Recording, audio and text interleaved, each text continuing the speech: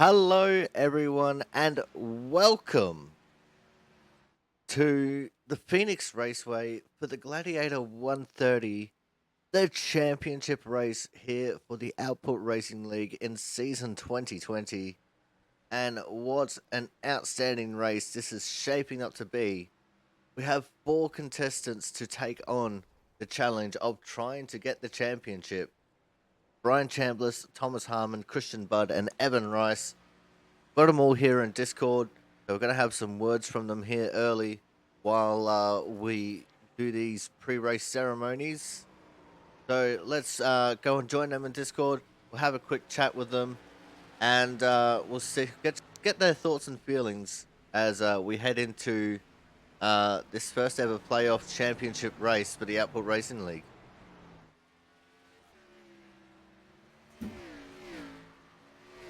All right, guys, thank you for joining us in the Discord here. First and foremost, how are you all feeling with this being the big championship race? If Christian gets knocked out early, pretty good. We'll just have to see how it goes, man. I think it's going to be, it's really going to depend on how the cautions and everything fall. If we're going to get a lot of green flag running, sometimes you do with these loose sets, and sometimes you don't. Now, the car is looking a bit loose today here. So, Brian, what are you expecting to happen as the run burns on throughout the race here? I don't know. I mean, it could be, it could be a little difficult to get going off of a restart, but I mean, these guys here are good enough. So, it may come down to, one of those things where it's kind of late in the run in the middle of a pit cycle, like tends to happen, where somebody trying to stay out a little longer and trying to make something happen gets a little loose just because of the tire wear, and it could bring out a caution there, which would make things really, really interesting, just depending on where each of us pit, and if somebody's cycled a lap down and the caution comes out during that cycle. So, but yeah, the car is definitely loose, and it's going to be a lot of saving that right rear. Evan, it's been a long, hard season for everyone here, and you guys are the Final Four. How's it feel being in the Final Four? And what are you expecting to get out of this race?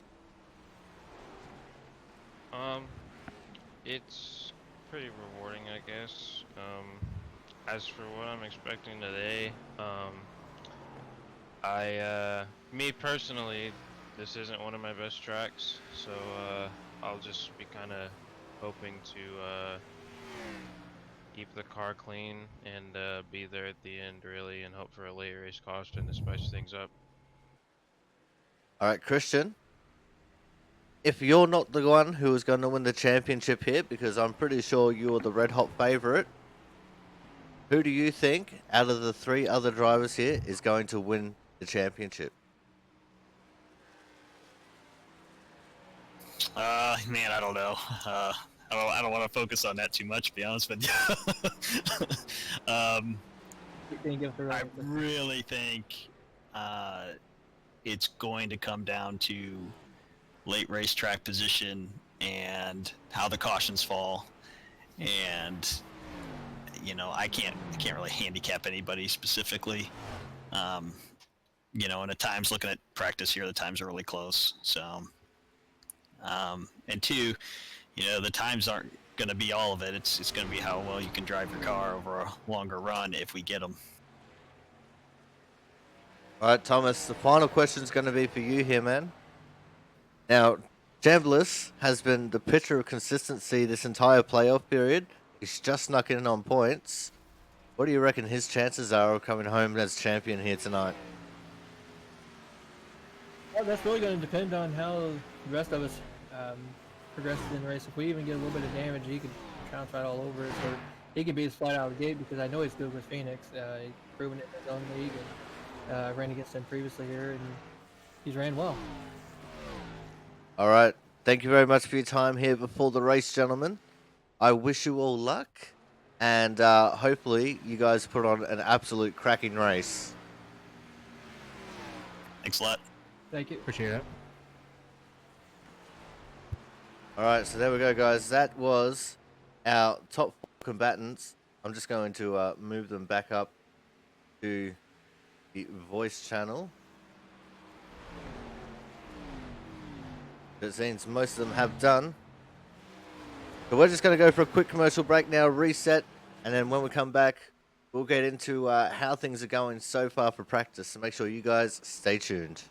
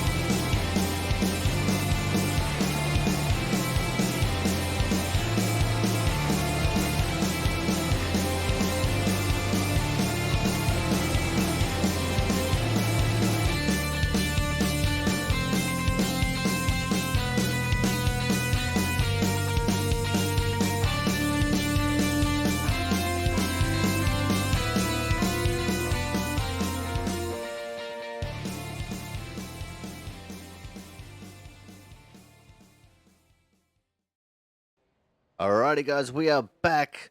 Championship race day here for the Gladiator 130 from the Pheonix Raceway.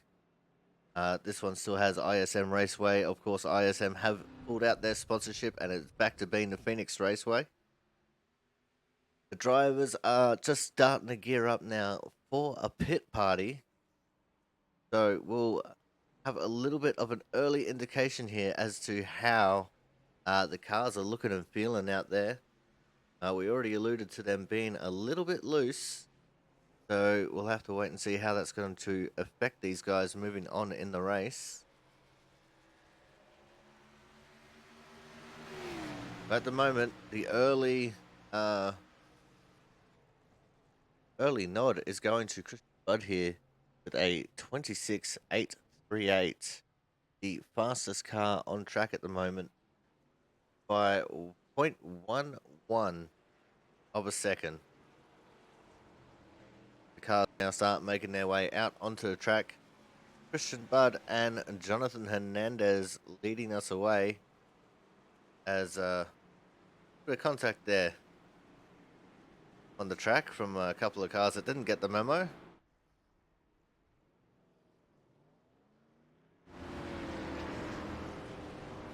Here we go, we got this set on crashes, so we're going to be jumping around different people all throughout this little pit party. Still 19.5 minutes of practice left here. Plenty of time for these guys to get acclimatized to the track, the conditions, and the way the car feels. And already, Jonathan Hernandez jumping over into the lead of this race. And Brian Chambliss, one of our championship combatants, spinning out on the exit of 2. There's the 48 of Andrew Perkins having a hard time of it as well. Behind Chambliss is the 8 of Blake Matties. Christian Budd in the lead. There's a 12 of Matt Burgess. He was unlucky to not be in the championship fight. Same to Gladiator Jonathan Hernandez.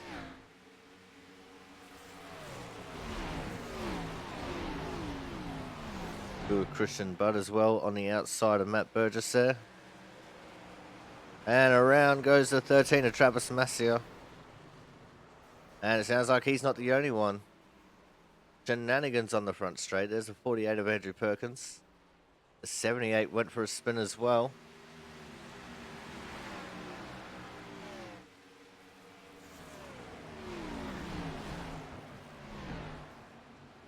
There's the 88, Jonathan Hernandez. Very, very unlucky to not be in the championship fight. Oh! And Michael Sturgill just turned Thomas Harmon.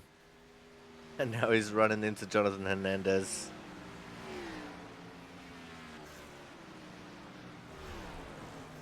So maybe things getting a bit frosty here now. Sturgill, another one unlucky to miss out on the championship fight.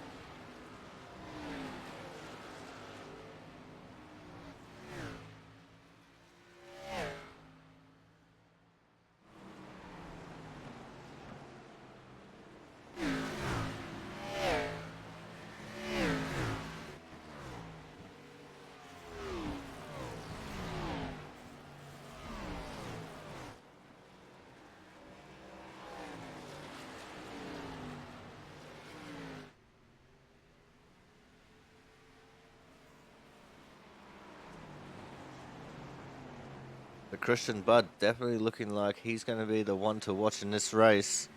Michael Sturgill, currently the second quickest car on track. There's Jonathan Hernandez, Thomas Harmon in fourth. Matt Horton surprisingly up in fifth. Evan Rice P6, Matt Burgess seventh. Chambliss all the way down in 13th, so he's not making a good run of this at the moment.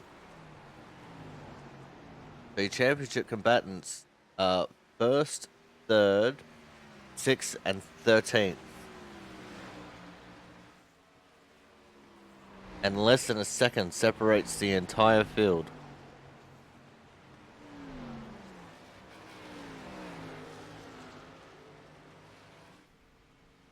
Oh, as Brian Chambliss hits the wall, goes for a spin now on the front straight.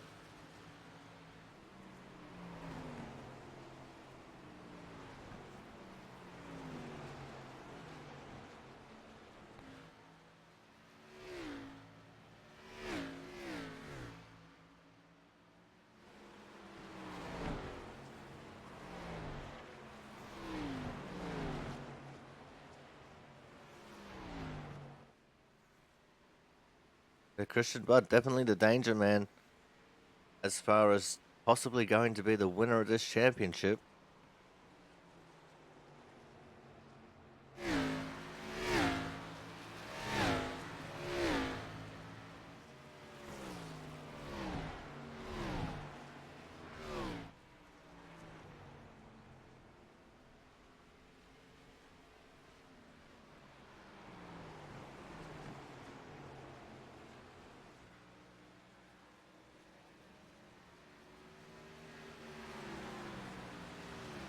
There's a 9 of Matt Horton. Got Chris Champeau in front of him, Matt Burgess behind him.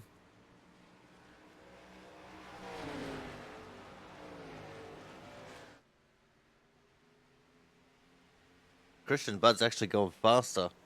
26.798 now.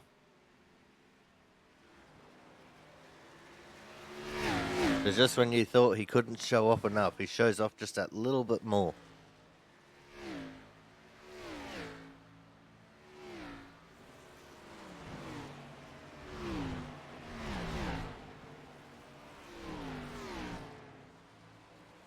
One and a half tenths faster than Michael Sturgill at the moment.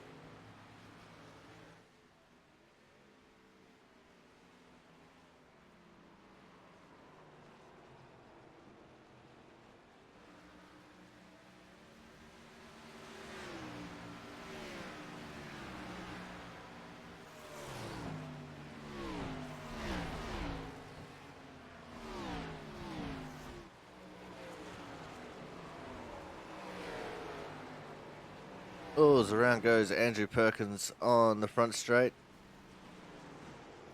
Thomas nowhere to go there.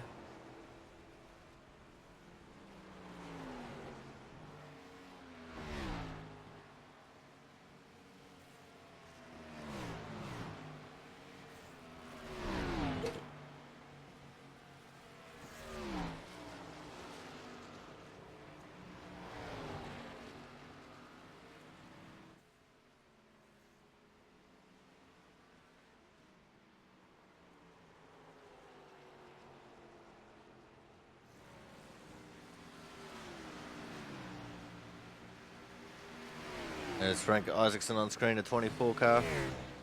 Sponsor from last week.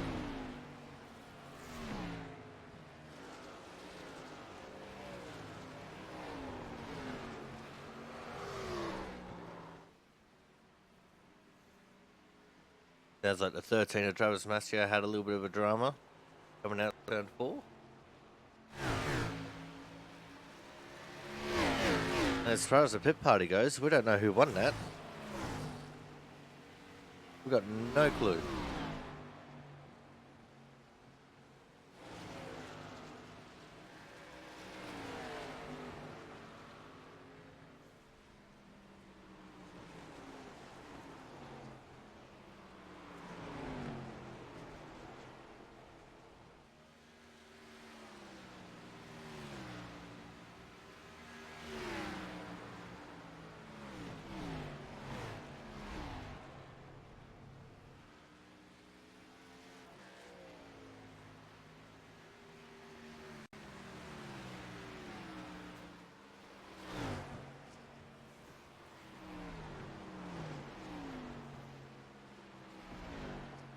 For Jaron Sanchez, the league owner and operator. Might bring him in for a chat as well.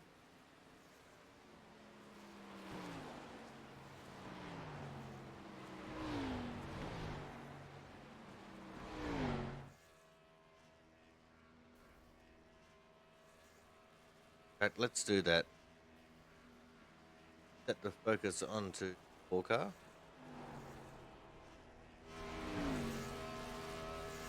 As we can hear someone doing a burnout or something. See, where is he? Right there.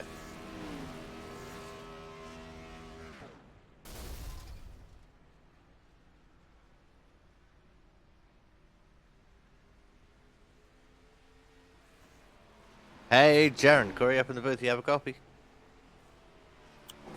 Yes, sir. This has been a fantastic season, man. As the league owner, you know, I just want to know, what's your feeling like been for this season? Like, have you been enjoying it as a driver and the owner? And what do you think has gone well? And what's your prediction for the championship here? Well, it's been a long season. Kind of ready for a little break, but it's been fun. Had a lot of ups and downs, and mostly ups. But yeah, it's the first time doing this NASCAR season, so it's just been long. But anyway, as far as predictions, as long as no one really gets taken out or things out of their control, I think it's going to be Christian Bud. There's just no stopping him, really. Yeah, indeed. It definitely looks like he's been quite the dominant force throughout this season. Yeah, he's definitely been kicking our asses all year, but a lot of the guys are getting faster, catching up, so definitely going to be more competitive going forward. Now, we've had a large number of people have at least one race this season. 62 drivers have come into this league at some point this year. Who do you reckon has been the biggest influence over the season driver-wise? And who have you not seen participating so much that you wouldn't mind seeing come in again? I don't know. I mean, just the guys that show up every week, you know. We got, you know, Thomas and, you know, even Matt, Travis, Jonathan, having those guys come out all the time is just, I mean, the whole league is just fun to race around. And we've had some guys that don't really come around anymore. I don't know what happened. Life gets in the way. I mean, I see like guys like Jerry Glenn come back, and I don't know what happened to like Charles Becker or Caleb, but maybe they'll come back in the future. I don't know. Now let's look forward to next year. Are we going to be seeing more of us doing an entire season like we did this year? Or are we going to go back to a shorter season format? We're going to go back to shorter seasons. A lot of the guys and myself all agree it's it's too long. We need shorter seasons with more breaks in between. It's just a lot of weeks without a week off, and it kind of just I don't know, gets to you after a while. You know, you get home from work on Tuesday and you're like, ah, shit, I got a race, which is fine. But it'd be nice to have a little bit more weeks off. I can understand why the real NASCAR drivers want a shorter season. That's for sure. All right, Jaron. Thank you very much for your input here. Hopefully, you can have yourself a decent little run here. You know, you did make into the championship fight and unfortunately knocked out fairly early. But, you know, all in all, it seems like it's been a pretty damn good season. Yeah, I've enjoyed it. That's for sure. All right, well, thank you very much for coming and speaking with us, Jaron, and good luck for your race. All right, Corey, thank you. All right, guys, so that was Jaron Sanchez, the league owner and operator. Go dump him back in. Go. So, we've heard from our championship combatants, heard from the league owner. And now I'm going to let you guys know what my prediction. My prediction is crazy things will happen in this race. We're not going to see who we expect sitting on top of the table at the end of this. I don't think it's going to be a Christian Budd or a Thomas Harmon. Don't forget, guys, Thomas Harmon is the returning and defending champion. I don't think it's going to be either of them. I think disaster will befall them. And the championship is going to be out of Evan and Brian. But that's my prediction.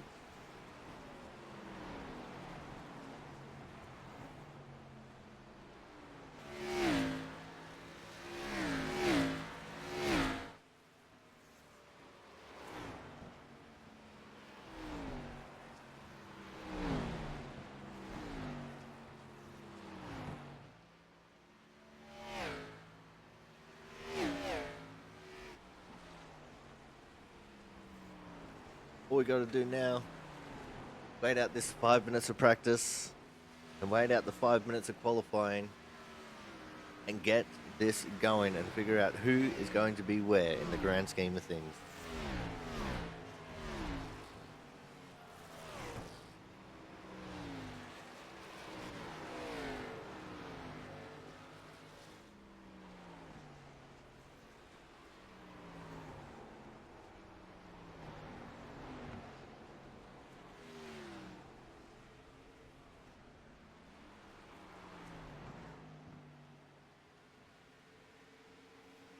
Frank Isaacson on screen, just in behind Thomas Harmon now.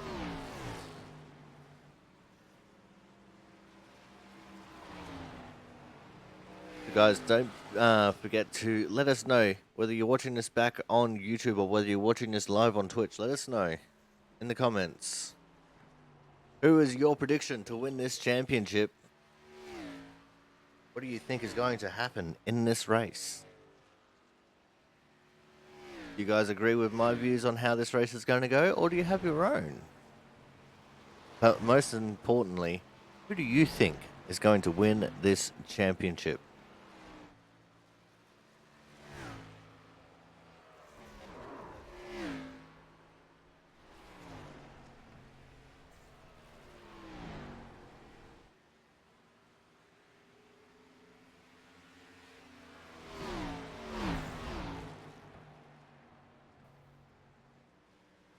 We already have one prediction in the live chat.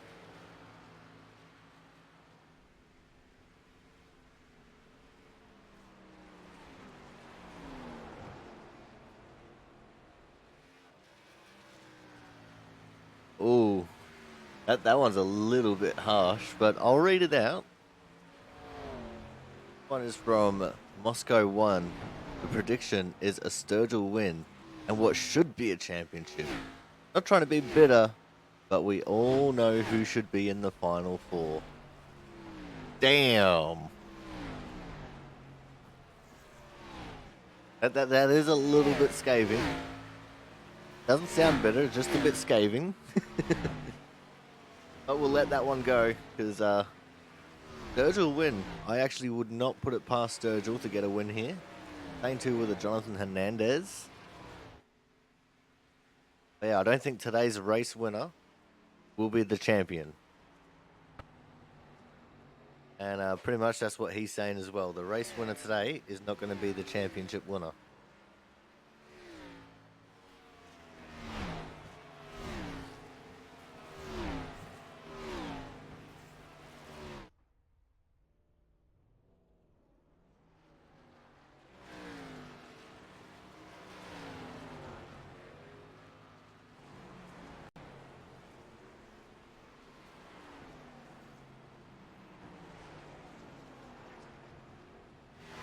And it seems not even that prediction will be correct, because Sturgill not going to be participating in this race.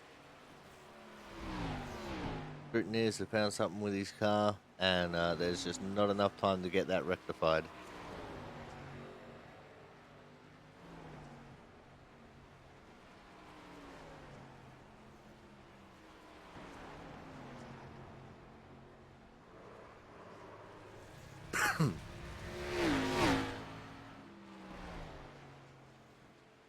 And Moscow only comes in here to watch for Sturgill. He doesn't like anyone else, he just comes to watch Sturgill. Doesn't even like me.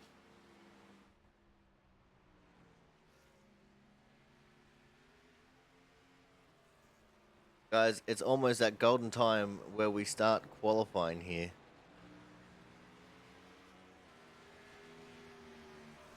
So we are going to go for the last ad break for qualifying for the year. Please do make sure you guys stick around, because the grids will be getting set very shortly, and once they're set, then we are getting ready to get it on here for the final race of the 2020 championship. We will crown a champion at the end of this race. So make sure you guys stay tuned.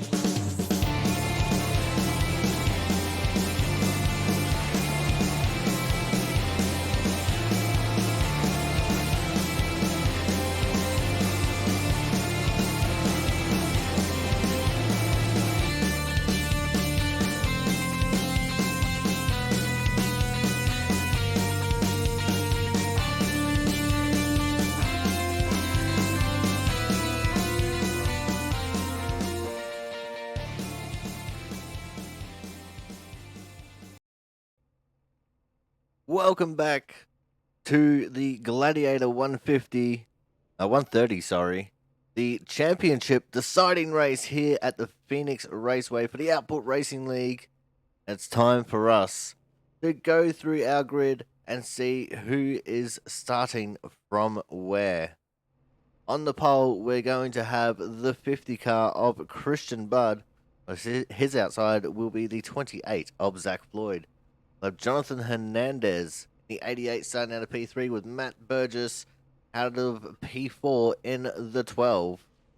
Evan Rice, the second of our championship combatants, will be starting out of P5 with Thomas Harmon, the third of our championship combatants, starting out of P6. P7 will be the 9 of Matt Horton with P8, the 23 of John Lazelle. P9 will be the 36 car of Michael Watkins, and on his outside will be the 24 of Frank Isaacson. As we try and get a better camera angle, there we go. Gary Waterworth will be out of 11th with Mark Penticuff out of 12th. Bruce Champo out of 13th. And 14th will be the 4 of Jaron Sanchez. Brian Chambliss, our 4th and final championship combatant, will be out of 15th with Blake Maddies out of P16. Brian Pizzakemi 17. Andrew Perkins 18. And 19th will be the 13 of Travis Massio, Corey Williamson. He is either going to be starting from the pits or he is not going to make the start. Michael Sturgill also not making the start. We're meant to have 21 competitors. It looks like we're going to have 19. Strength of the field with all 22 people, myself included, is a 27.86. And it is time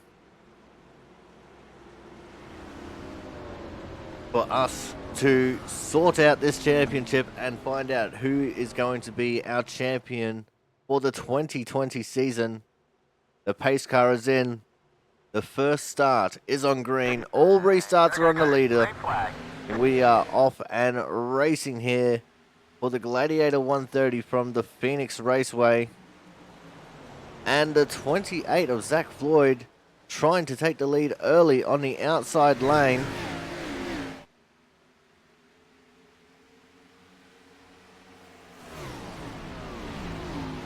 Just can't quite get there yet. Great side-by-side battle, and the 88 of Jonathan Hernandez has gone sideways, and he has brought out the first caution of the race. And I'm pretty sure Zach Floyd was in the lead when the caution came out.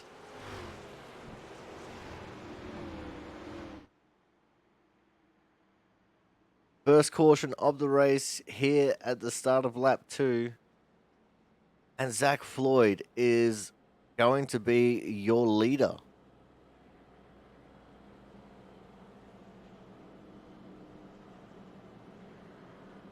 Going to be Zach Floyd from Christian Budd, Evan Rice, Matt Burgess, Thomas Harmon dropped down 1.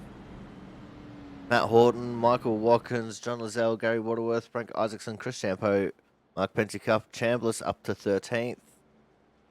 Sanchez, Blake Maddies, Perkins, Pizzakemi, Massia, and Hernandez at the back of the pack. Quite a few cars coming in for pit stops early.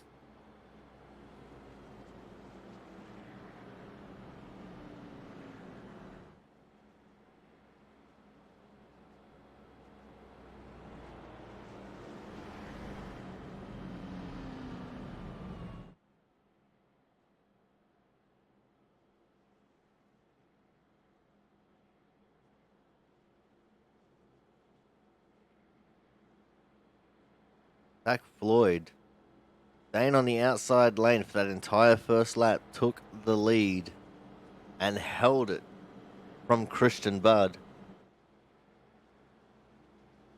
I did say my prediction was that the guy who wins this race will not be in the championship pool.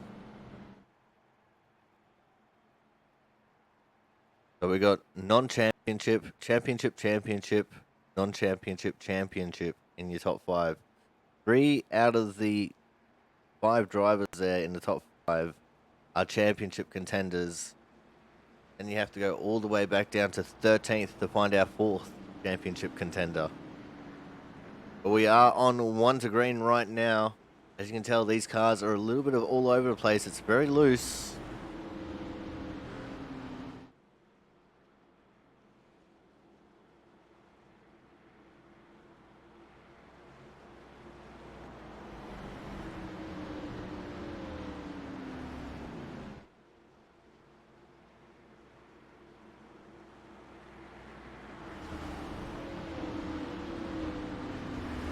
As the pace car is going to start making his way into the pit lane.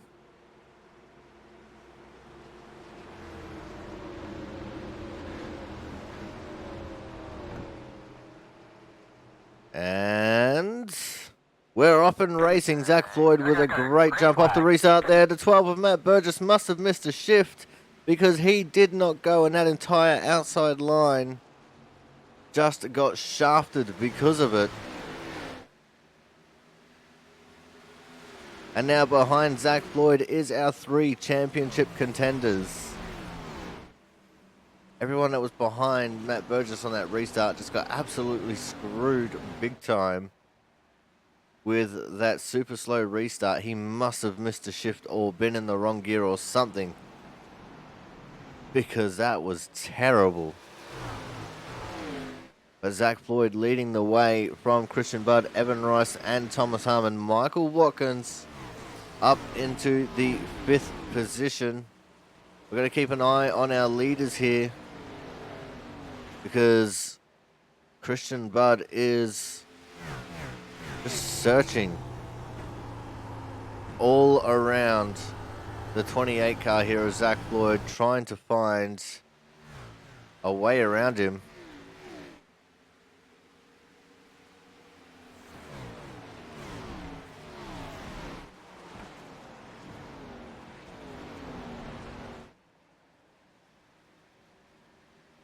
There's a rather large crowd in attendance for this championship race, and not a single one of them socially distant.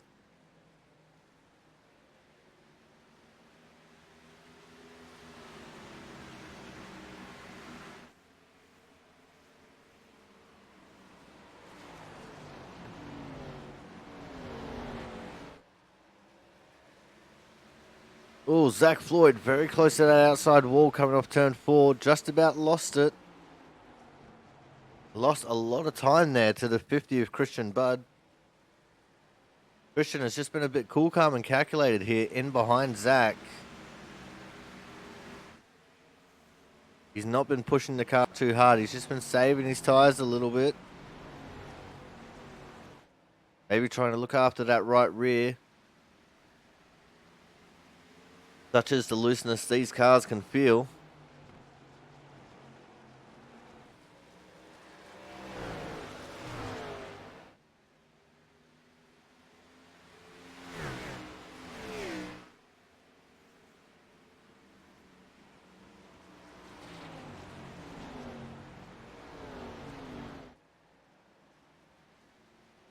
Oh, I think Zach actually caught the wall that time, coming off of turn 4.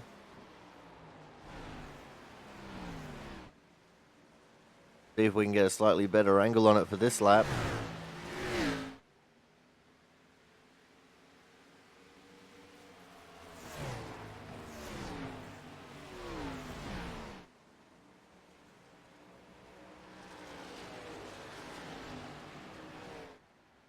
He wasn't anywhere near the wall that time. I don't think he did hit it. No damage on his car.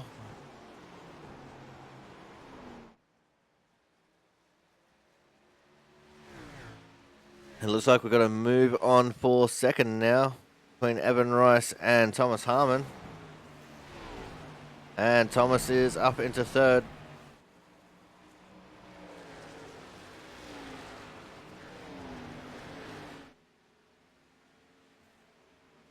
Now Thomas is going to start marching on towards Christian Budd, sitting there in the second position. Also looks like there's a move going on for P5 between Chris Champeau and Michael Watkins.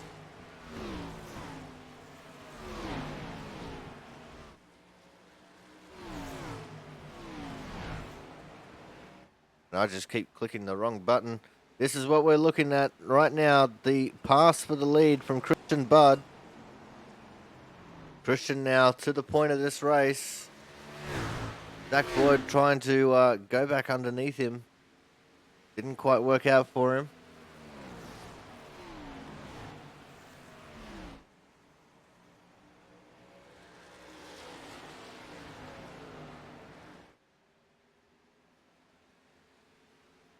Now let's see if Christian Budd can pull away from the rest of the pack now.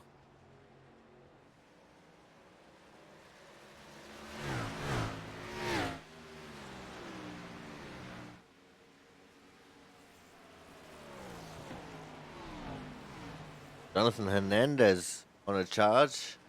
After being the car that spun at the end of lap 1, he's made his way back up to the 10th position right now.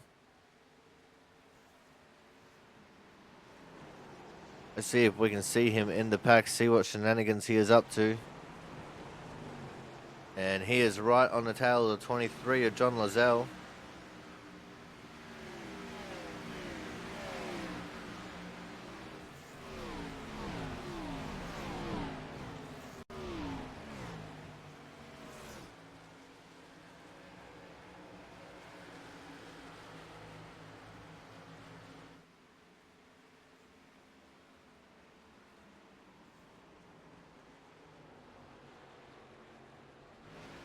Gary Waterworth in that little group as well.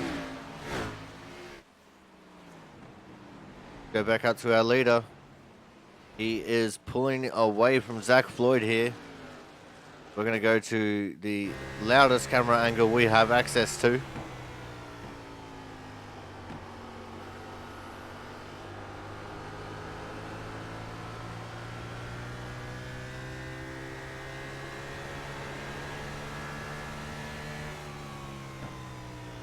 You see Thomas there looking very racy on the back of Zach Floyd.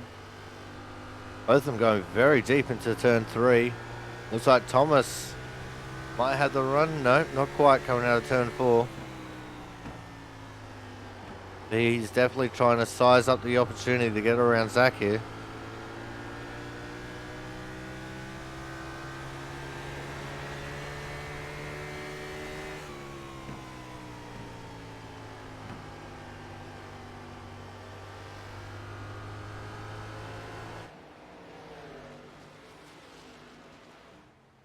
We're going to be watching this battle for second here for a little bit. As Christian is starting to pull away from these guys.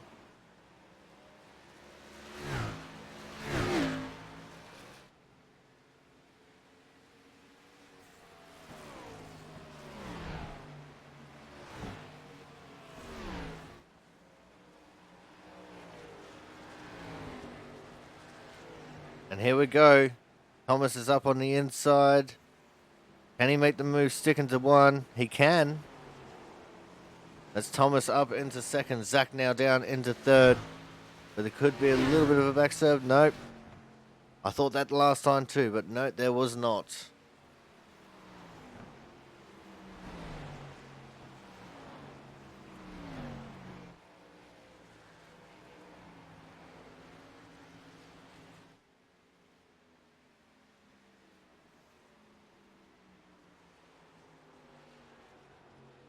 Let's go and have a look at Jonathan Hernandez's progress back through the field. He's in 8th now. Gary Waterworth has fallen off the pace here a little bit. Actually entrenched in a big battle here between himself and John Lazelle. These guys racing it out hard for the back end of the top 10. 9th and 10th respectively. Jonathan Hernandez P8. Brian Chambliss, the 4th of our championship contenders, sitting up there in 7th. And we have a caution on the track. And that one looks like it's for the 24 of Frank Isaacson. Let's have a look at what happened for Frank here. It's coming out of turn 4.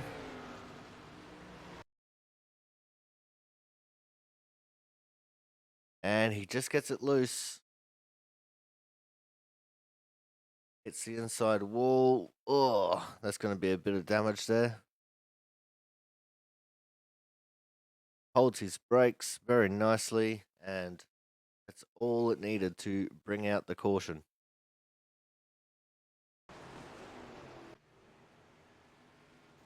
So we're going to go for a quick commercial break here. When we come back, we're going to see how everything falls after these guys come out from their pit stops. Make sure you guys stay tuned.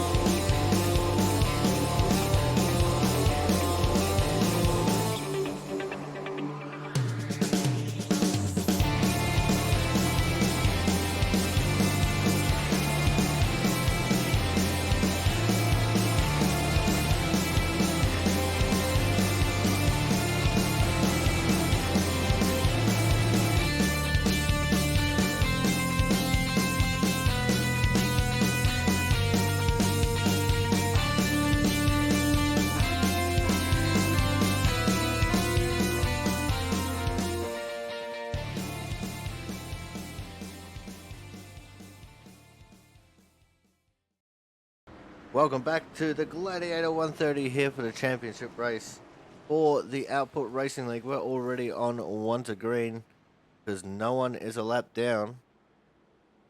Jack Floyd has fallen from grace. He was towards the front of the pack and now he is all the way at the back. Not sure what happened to Zach in the pit stop cycles there.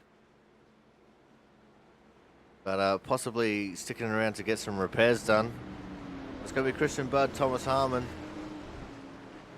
Evan Rice, and Chris Champeau as your top 4. We got our 4 combatants in the top 6. Pace car is in. We're off and racing. Go, go, go. Green flag. Christian Budd with the advantage of being the car controlling the restart, taking the lead.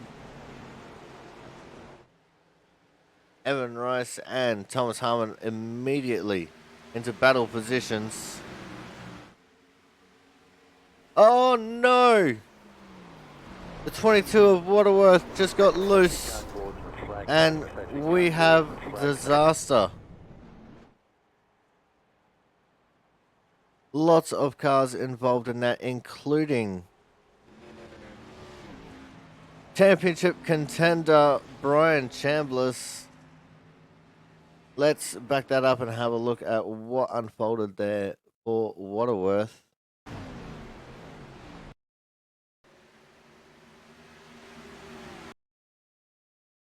Goes down onto the apron and just gets loose. He got very loose and unfortunately Brian Chambliss victimized there. The 23, John Lozelle, also copying a bit of it. Chambliss just trying to stay up in the wall, stay out of everyone's way. 23 comes back across the track. You can tell he's got his brakes locked up, so he's got nowhere to go. He plows into the wall.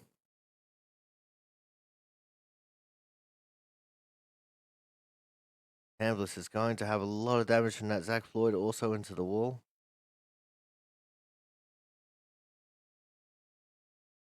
Only 3 cars actually involved in that, but major championship implications as the 21 of Brian Chambliss was involved in that one.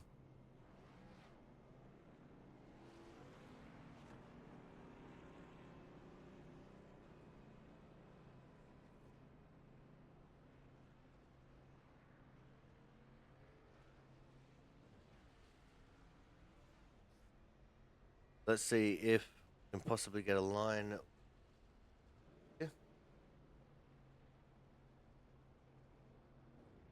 Yeah. and we cannot hear in not in Discord.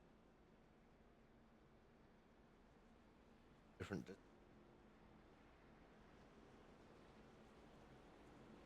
That is very unfortunate. He's gone a lap down.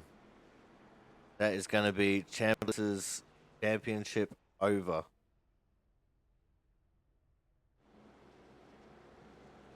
We are also on 1 to green, so we're going to go back to green flag racing this time by.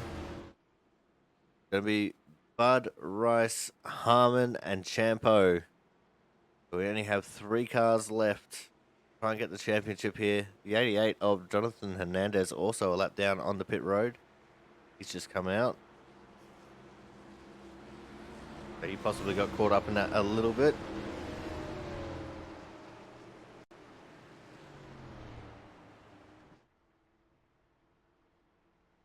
Pace car is in.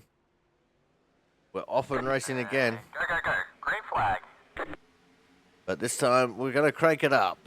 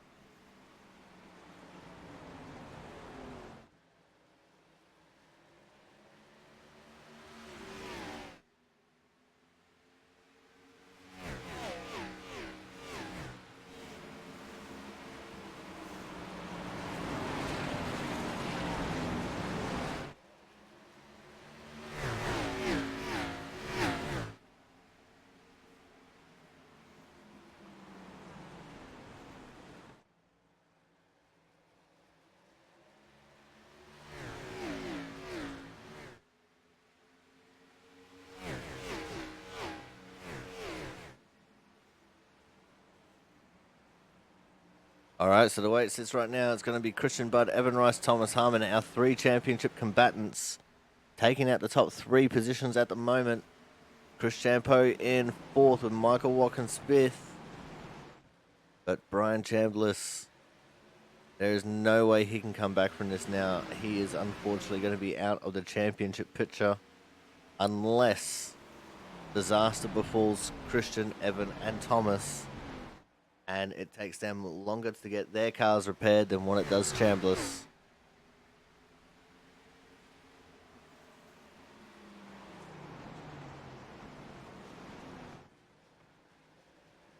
But I would have to imagine that Chambliss is probably going to be OUT out of this race.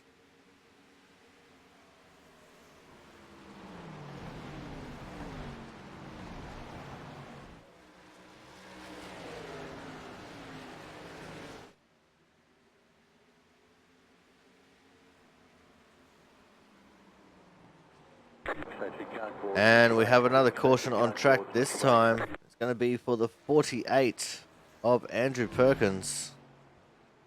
See what happened to Andrew coming off turn 4 here. It's looking and feeling like it's just going to be another self-spin situation. And indeed it is just another self-spin.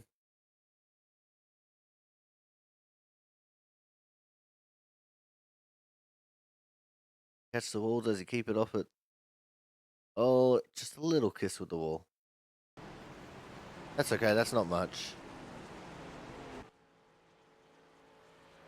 But this caution benefits the 88 of Jonathan Hernandez, who will be your lucky dog wave around on this caution. He's got a little bit of damage on his car.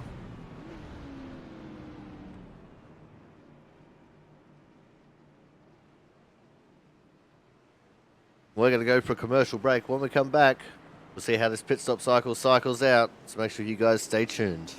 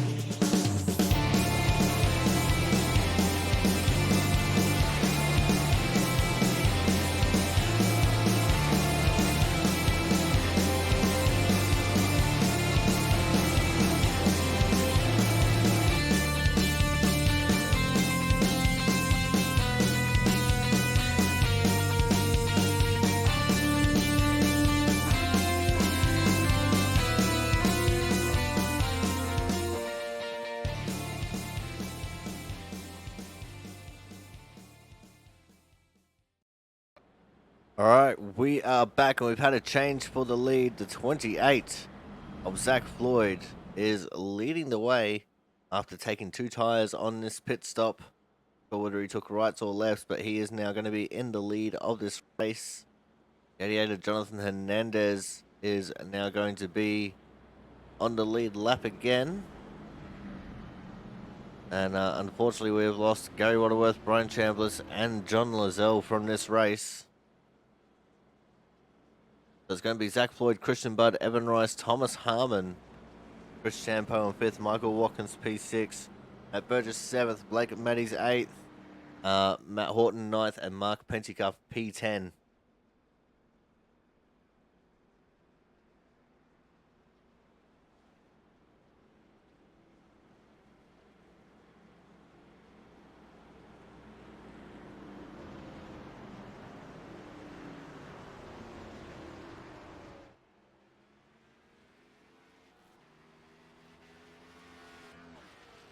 But the 88 Jonathan Hernandez just managing to get out of the pits before the pace car got to him.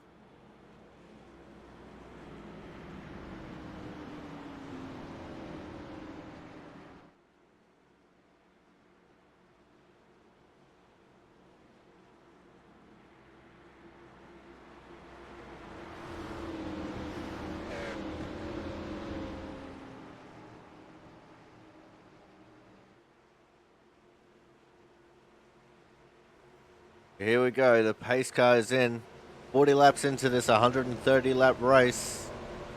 The 90 laps to go, we're off and racing. Green flag. And it is a big jump by Zach Floyd. So big of a jump that Evan Rice might actually take over the 2nd position here from Christian Budd.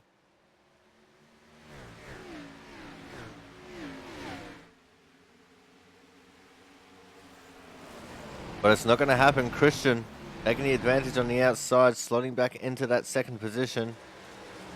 After what happened with Waterworth, I get nervous when I see people taking that apron on the first lap of fresh tyres.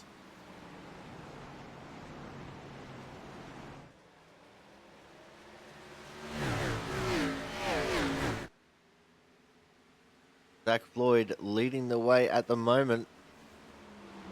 He could be the spoiler in all this.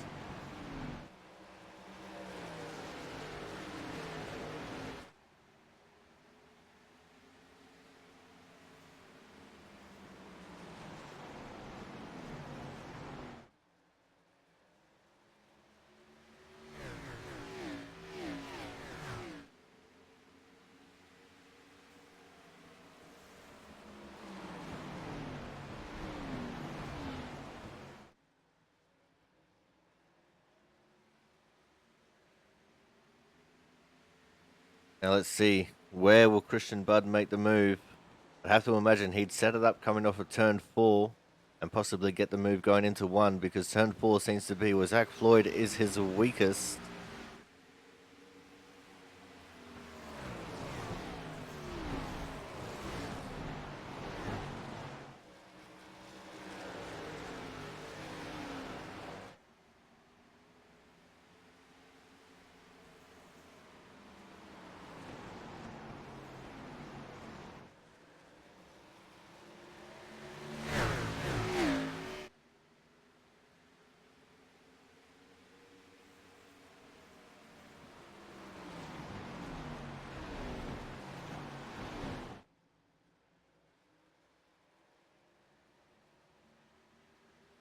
But at the moment, they're holding station.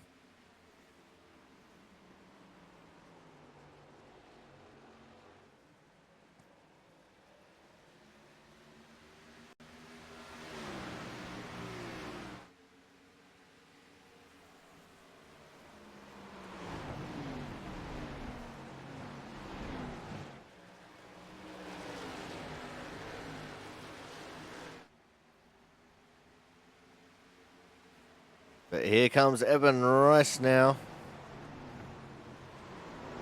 taking over the 2nd position. And we have another crash. This one was in turn 2. And it is the 8 of Blake Matties. Let's see what happened to Blake in turn 2 there. Got the 9 behind him, Matt Horton. And it looks like he's actually already loose coming into the corner. No contact there with the 9 car. And yet he's just sideways, sideways, sideways. And around he goes. Oh no, overcorrecting. Overcorrection into the outside wall. And I don't know how Matt Horton didn't hit him or get hit on the bounce back there. But another single car accident here for the final race of the 2020 championships. We're going to go on another commercial break. When we come back, we should be just about getting ready to go green flag racing, so make sure you guys stay tuned.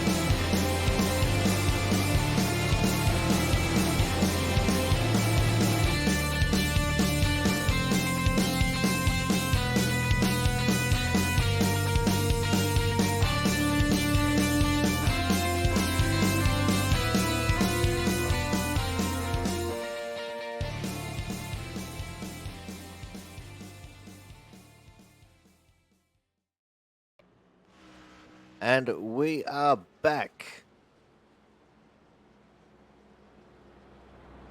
We currently have Christian Budd in the lead from Evan Rice, Zach Floyd, Chris Champeau, Michael Watkins, Matt Burgess. Wait, where the hell's Thomas? Thomas is down in 15th. I don't know what happened to Thomas Harmon there, but he is down in 15th position.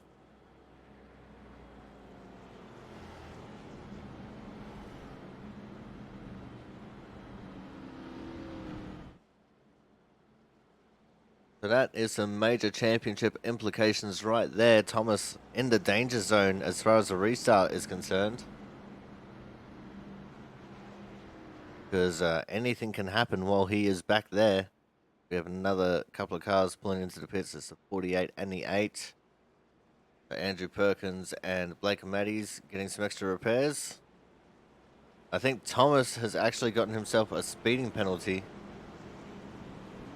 because he's lining up behind Jaron Sanchez on the inside line.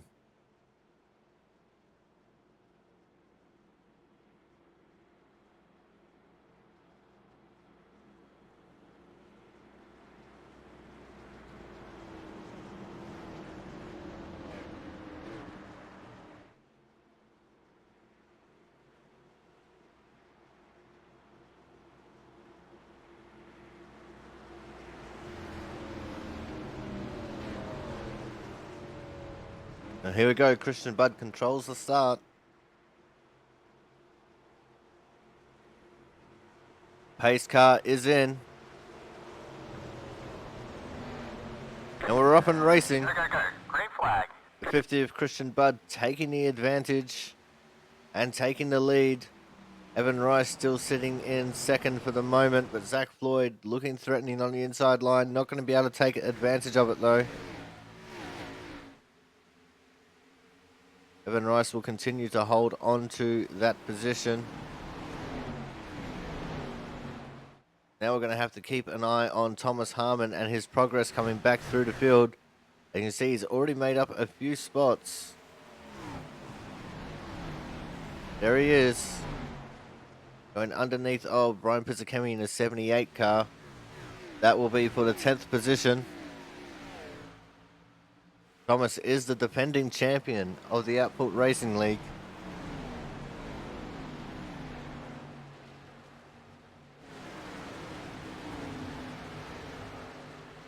Oh, and we've got one loose in front of him. That's the 9 of Matt Horton, who comes back up on the track. But he gets it woed up. No caution, though, which is great to see. So we will continue to stay clean and green. Just the 9 of Matt Horton towards the back of the pack. That was a solid hit with the inside wall, though. Lucky that didn't bring out a caution.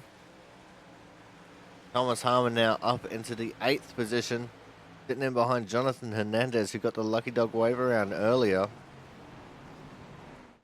Back up to the front of the pack, it's still Christian Budd from Evan Rice, but Evan is right there behind Christian.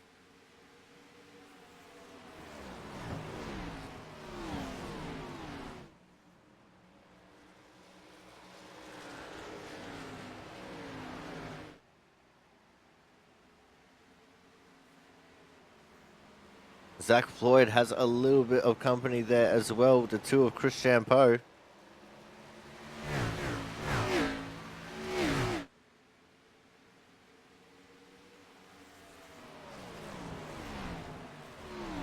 Also a little bit of a battle going on behind these guys as well, between Watkins, Burgess and Hernandez. Thomas Harmon in that little group as well.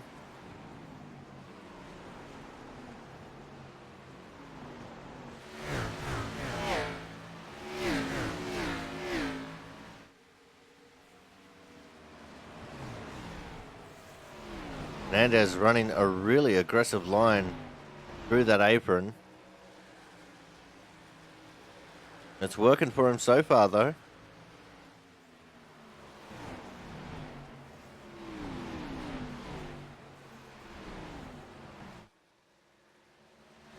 Oh, and that time Hernandez got a little bit loose through 1 and 2. He might end up losing position here to Thomas Harmon, and he does.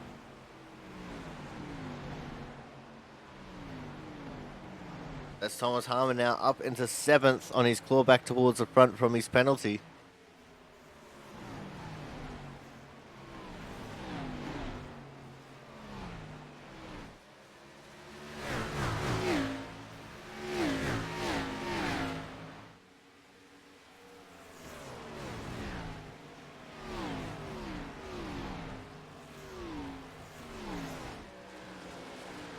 Going to check back in on our leaders.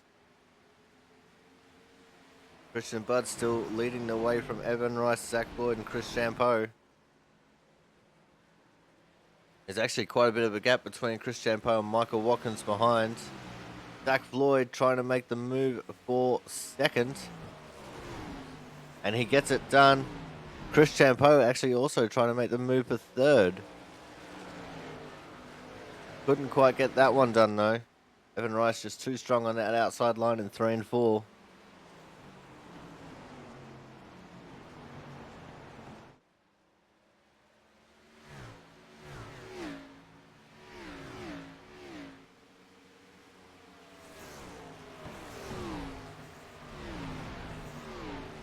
But this battle will continue here for the 3rd position. In fact, this is still a battle for 2nd in reality.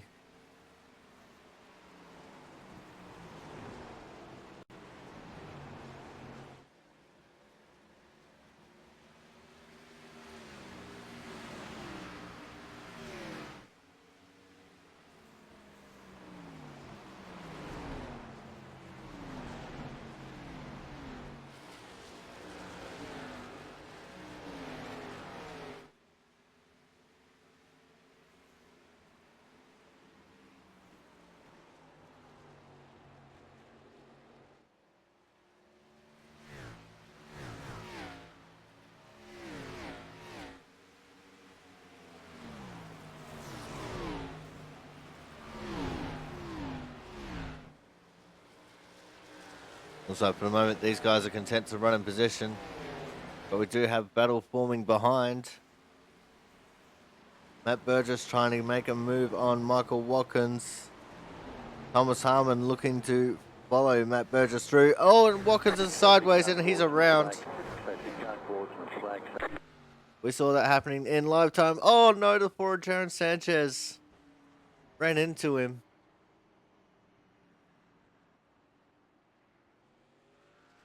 Sanchez will have damage from that. Let's back that up again, though, and have a look at what happened to Michael Watkins here. He just gets right out of the groove. See, it's already very sideways on him. And as soon as it was around, see, he's locked up his brakes there.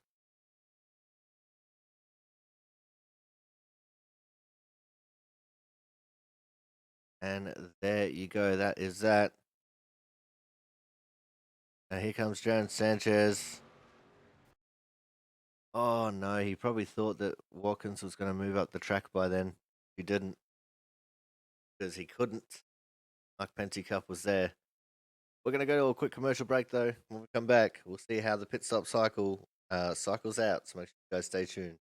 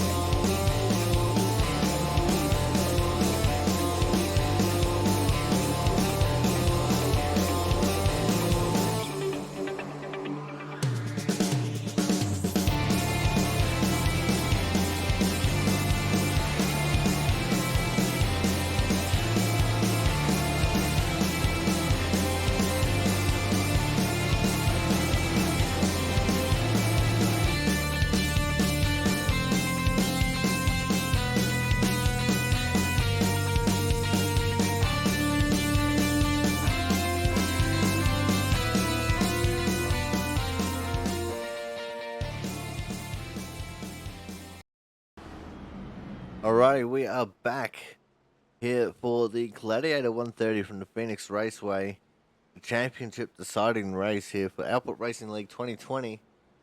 And Christian Budd is going to be leading the way from Evan Rice, Chris Champeau, and Zach Floyd in 4th. Burgess has made his way up to 5th, and Thomas Harmon made his way back into P6.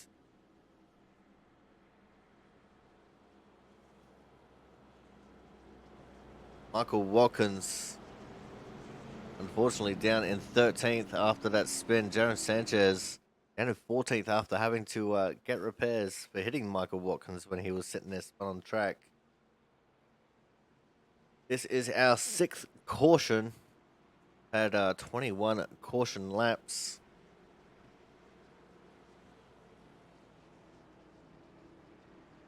And we will be going back green this time. 68 laps in the book when we get the green flag flying.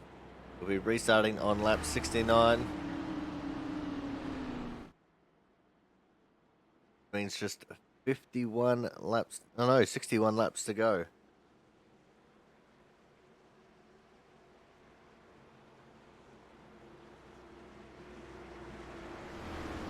So we are past the halfway point.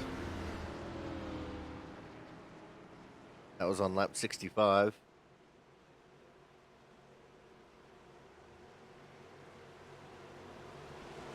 The pace car is in, and we're off and racing. Go, go, go. Green flag. Another nice early jump there from the 50 of Christian Budd. Evan Rice is going to be unchallenged this time going into turns 1 and 2. But that's not going to stop that 28 car from trying. Here comes Zach Floyd now to the inside in turn 3. We're going to be able to get it done. Still Chris Champeau trying to go the long way around the outside of him. Got too high there. Now he's going to be under threat from the 38 of Thomas Harmon. And we have another caution on track. And this one again for the 48 of Andrew Perkins. A lot of damage to the car this time. Let's see what happened to Andrew here. And he was out of the groove. He got it sideways. Doesn't hit anyone, just overcorrects it so he didn't get into Watkins there. And just straight into the wall head first. And that was all she wrote for that one. At least he stopped in front of the camera.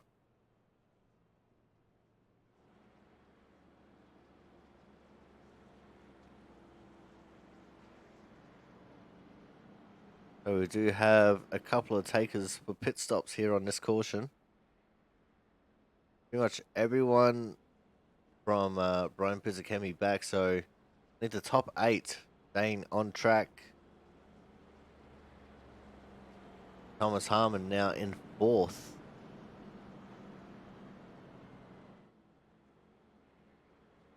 Got our 3 contenders for the championship in the top 4 now.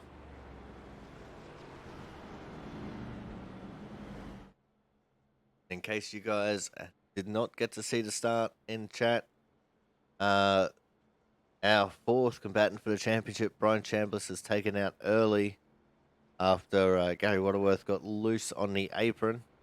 We had 3 retirements being Waterworth, Chambliss, and Lozelle. It did not start from Sturgill.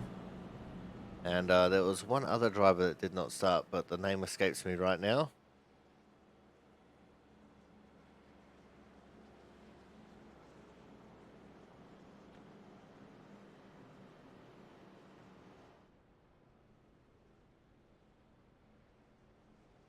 This is our 7th portion of the race.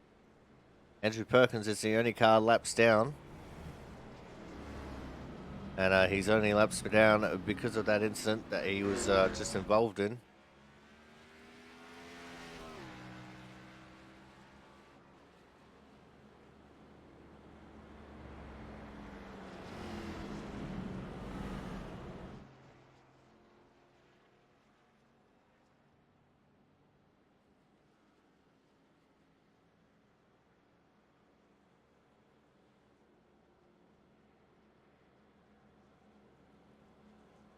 Currently, we only have 15 cars circulating the track, all 15 of which are on the lead lap. 16th car is Andrew Perkins in the pits.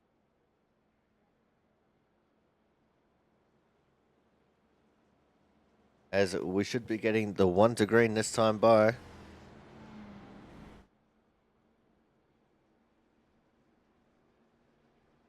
There it is, the light car out on the pace car.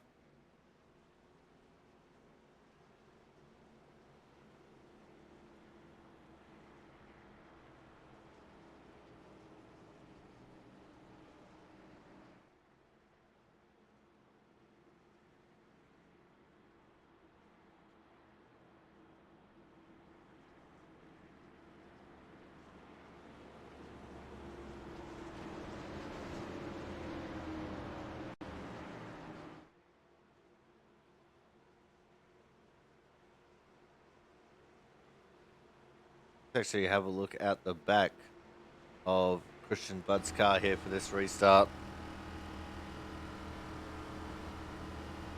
You see Zach Floyd getting real close to that bumper. Oh, he's into it. We're off and racing. Go, go, go. Green flag. Evan Rice still holding on to that 2nd position.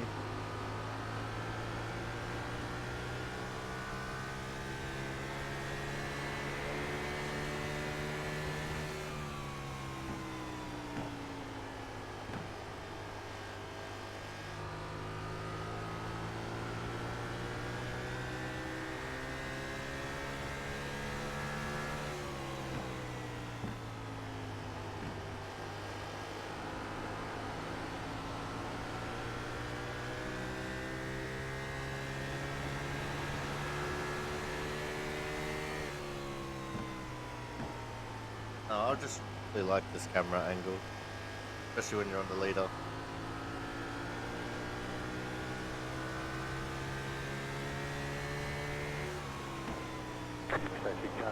And we have another caution on track, but this one is for the 28 of Zach Floyd. He gets himself turned back around. Let's see what happened to Zach here on the front straight. That's actually down the front straight to what we're used to.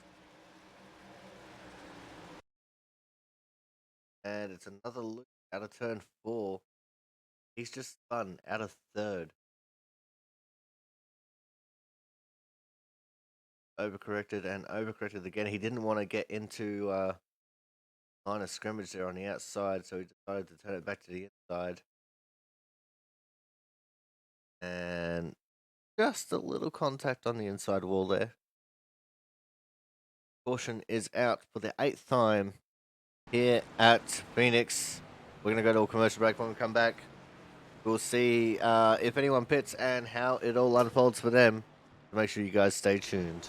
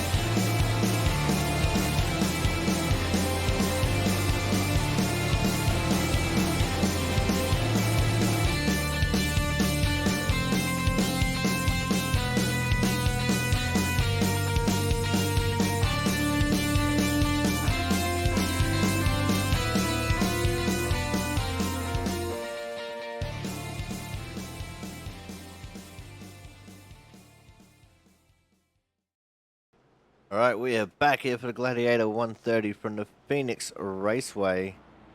And as you can see, Evan Rice in the 6 is in the lead. That is because he did not pit. It'll be Evan Rice from Jonathan Hernandez, Michael Watkins, and Frank Isaacson as your top 4. Christian, Bud, Thomas Harmon, 5th and 6th, the first cars on fresh tyres. So, some bold strategy being played here by Evan Rice. We'll have to see if it works out for him.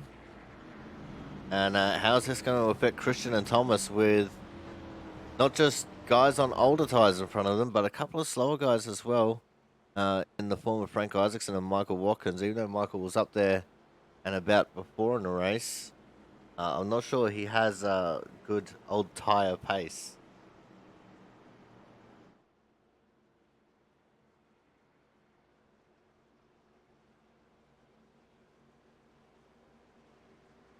As we now get the 1 to green call, everyone will start forming up.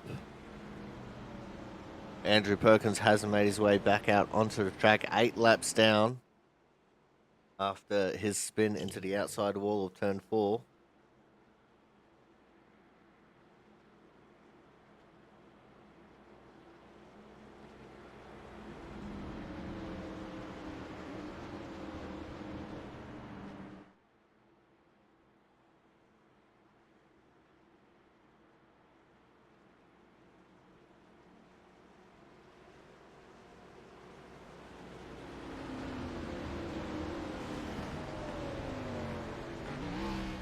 So here we go. Pace car is in.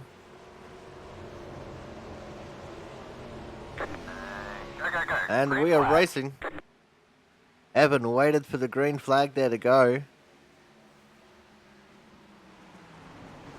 He still comes out of it with the lead. Jonathan Hernandez there in second. They're 3 wide there in the pack as the 24 Frank Isaacson was getting shuffled back.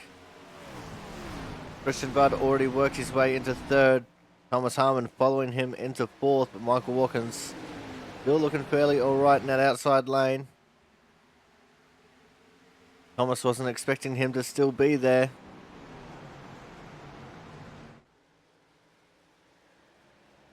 Jonathan Hernandez actually just got out of the way for Christian Budd then.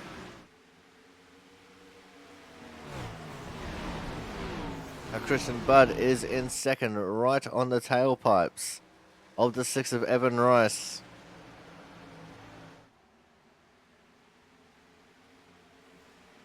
See Thomas Harmon just struggling with the traffic here a little bit. Not cutting through it as fast as what he thought he would be. And Christian trying to make the move on the inside of Evan Rice here in 3 and 4. Evan holding on strong on the outside line.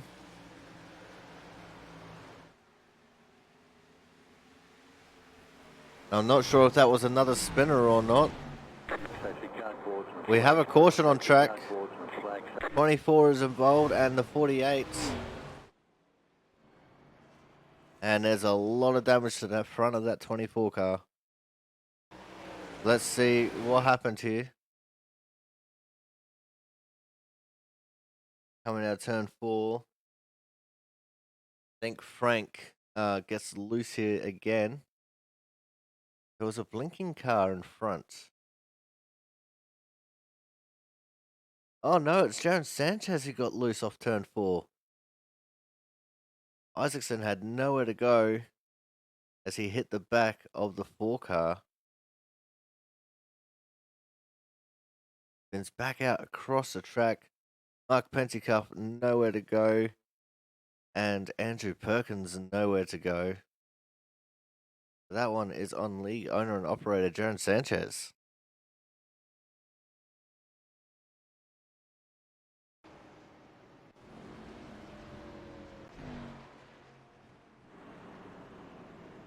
But we're going to go to another commercial break here. When we come back, we're going to see how everything unfolds from the pit stop cycle. So make sure you guys stay tuned.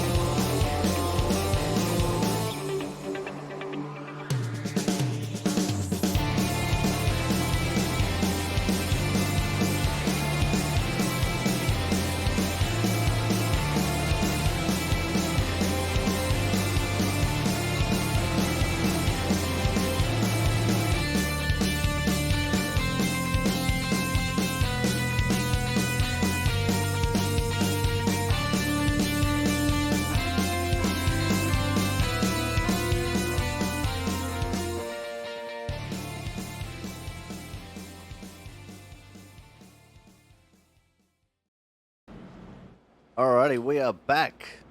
As you can see, the 88 Jonathan Hernandez is on screen because he is the leader of the race. Himself, Thomas Harmon, Matt Burgess, all decided to not pit on this caution. Evan Rice in 4th, first car on fresh tyres. It's going to be Hernandez, Harmon, Burgess, Rice, Budd, Watkins, Champeau, Pizzicami, Massia, and Isaacson as your top 10. So even though Frank was involved in that, he's still in a top 10 position. There's Sanchez, Maddies, Horton, Pentecoff, Floyd, and Perkins. Pentecoff, Floyd, and Perkins are all laps down. Waterworth, Chambliss, Lizelle, OUT out. Sturgill and Williamson did not start.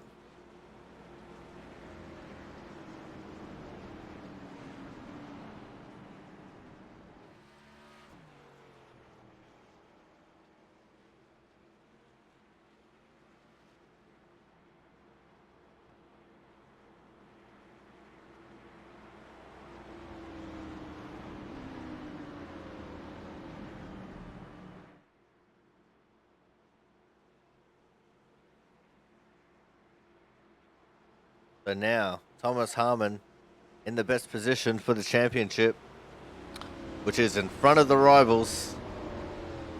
Going to have, what's that, 41 laps to go when we get the green flag here. We're off and racing. Hernandez with a good jump off the restart there. Thomas Harmon getting pushed down the front straight by Evan Rice. And we are going to go into another crank it up.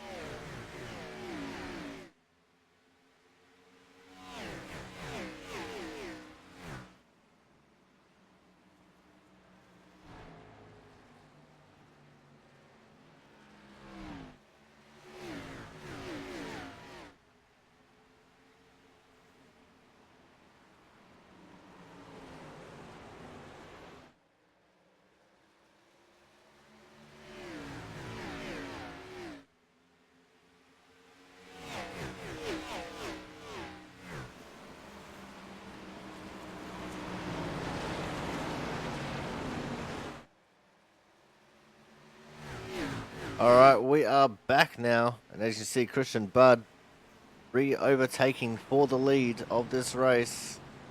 We also saw in those static cameras the 13 of Travis Amasia got very sideways coming out of turn 2. Managed to hold onto it without there being a caution. So well done there by Travis Amasia. Oh, and we got a crash. The 6 car is around Evan Rice, and I think he's just got collected a couple of times as well. Major championship implications there. Let's see what happened to our championship contender, the 6 of Evan Rice. So Matt Burgess went for the overtake.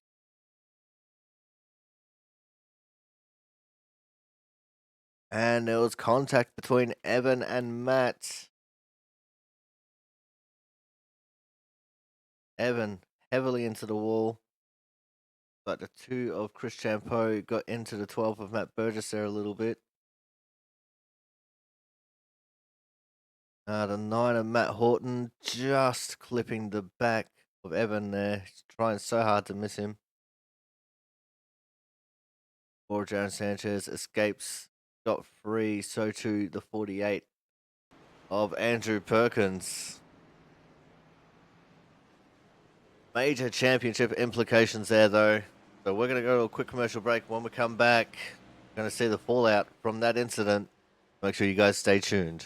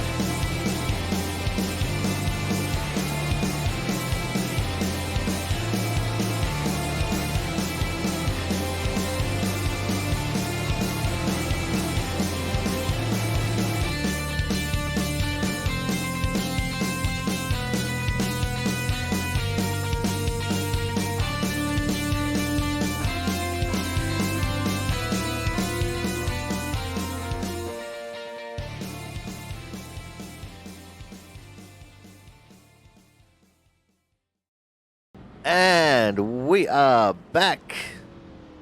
50 car of Christian Budd is going to be your leader. P2 is going to be Thomas Harmon. Michael Watkins having an absolutely stellar race here in third. Jonathan Hernandez has recovered nicely to fourth after being a lap down earlier. We have Brian Bisikemi surprisingly up in fifth. Blake Matties in sixth. Travis and Massey in seventh. Chris Champeau eighth. James Sanchez ninth. And Frank Isaacson in 10th, but that probably won't last because he's still got a lot of damage on that car. We're 1 to green. We have 12 cars on the lead lap. The final car on the lead lap is going to be the 6 of Evan Rice. Matt Horton is 2 laps down. Andrew Perkins is 7 laps down. So 2 is the 5 of Mark Pentecoff. Zach Floyd is out. Gary Waterworth out. Brian Chambliss out. John Lazelle out. Michael Sturgill did not start. And Corey Williamson did not start. This was our 10th caution of the race. We have 33 laps to go when we get the green flag. Only 12 cars on the lead lap, yeah. Wow.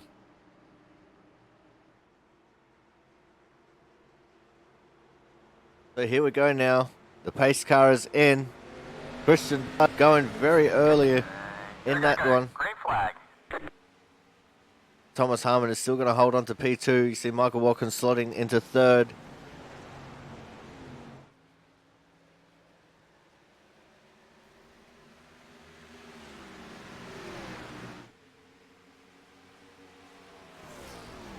Brian Pizzicami has actually made his way around Hernandez, taking over the 4th position. Oh, and I think Michael Watkins was loose. He was. We have a caution on the track. I think everyone managed to miss him there. Go back and have a look at what happened to Watkins.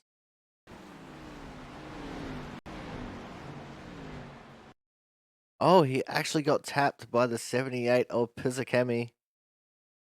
That was your battle for third. Hernandez, I have no idea how he got around the outside of that. Everyone else doing a beautiful job to miss what could have been very disastrous. And Michael Watkins did very well in the car control there to make sure he didn't hit anyone and make sure he didn't hit the walls.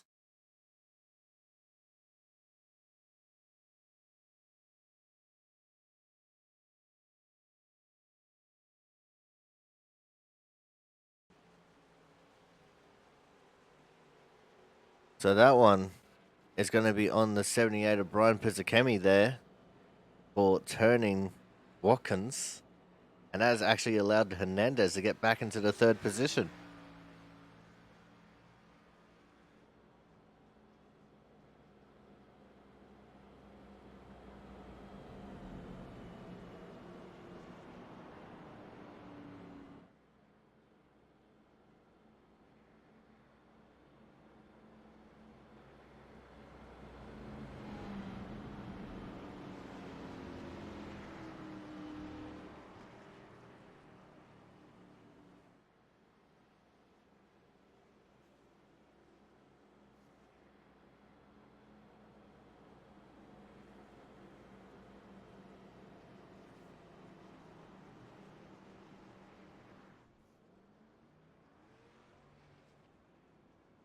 So it's going to be Christian Budd, Thomas Harmon, Jonathan Hernandez, Brian Pizzicami, Blake Matters, Chris Champeau, Travis Massia, Matt Burgess, and Michael Watkins as your top 10. It's going to be Jaron Sanchez and Frank Isaacson as 11th and 12th. Evan Rice, I think, is OUT out. Andrew Perkins is 6 laps down. Matt Horton is OUT out. Mark Pentecoff is in the pits. He's 7 laps down. Zach Floyd is out. Gary Waterworth out. Brian Chambliss out. And John Lazelle out. Michael Sturgill did not start. And so too with Corey Williamson. We've had 11 cautions in this race. And we're going to have less than 30 laps to go. In fact, I think we're getting a restart with 28 laps left.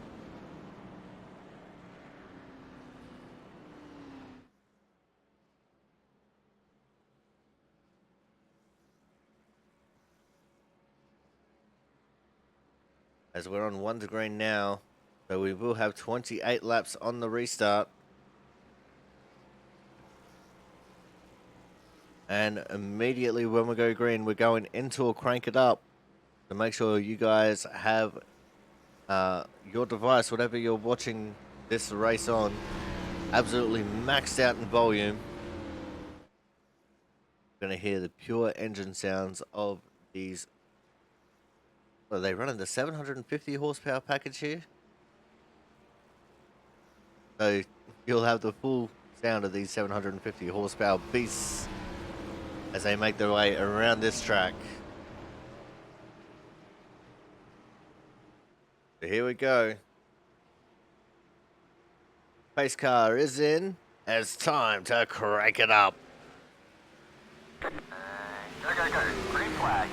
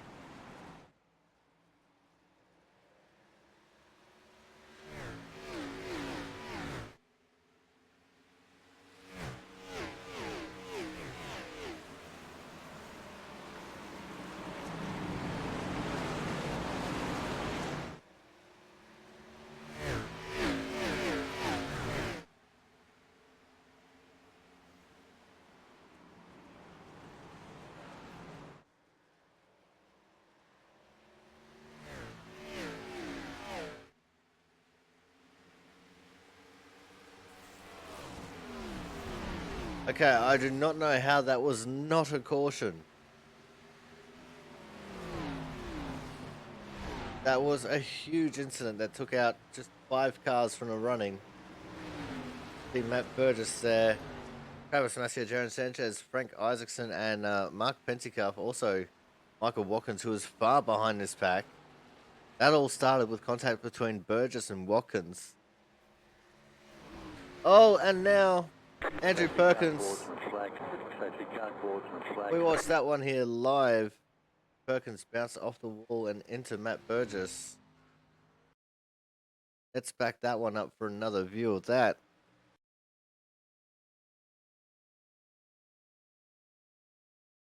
Yep, Andrew Perkins just getting far too high there in turn 2. And down across Matt Burgess he goes.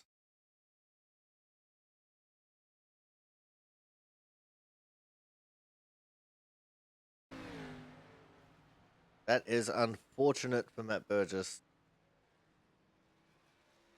We're going to go to a commercial break this time. When we come back, we're going to see how pit stops cycle through. If anyone decides to pit, so make sure you guys stay tuned.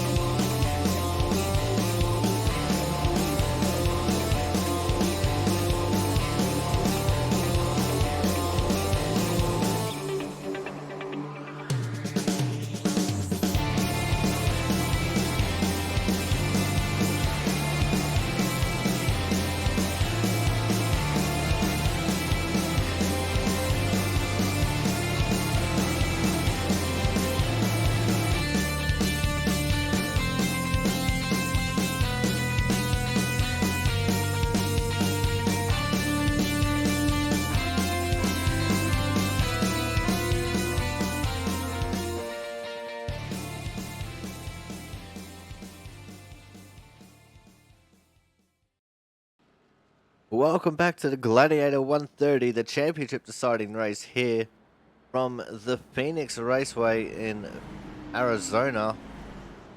And Thomas Harmon has come out of the pits with the lead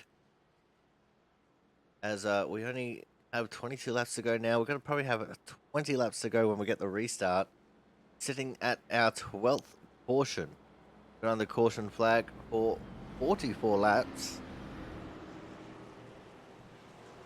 It's going to be Thomas Harmon, Christian Budd, Jonathan Hernandez, Brian Pizzicami in 4th, Chris Champeau in 5th, Blake Matties in P6, Matt Burgess, Jaron Sanchez, Travis Miller, and Frank Isaacson as your top 10. We only have 11 cars on the lead lap, with the 11th car being Michael Watkins. We have Mark Pentecoff laps down. We have Andrew Perkins laps down. Evan Rice, Matt Horton, Zach Floyd, Gary Waterworth, Brian Chambliss, and John Lozelle, all of them OUT out of the race. Michael Sturgill and Corey Williamson did not start.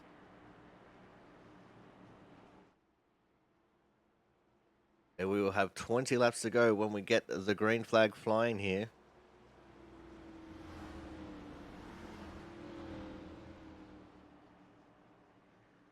And it's down to our two most dominant drivers of the season, Thomas Harmon and Christian Budd, the returning champion and the unstoppable force. Who is going to take the win? We will find out here in just 20 short laps. The pace car is in. And we are off and racing. Go. Green flag. Thomas Harmon jumping out to the early lead. Christian Budd follows in right behind him.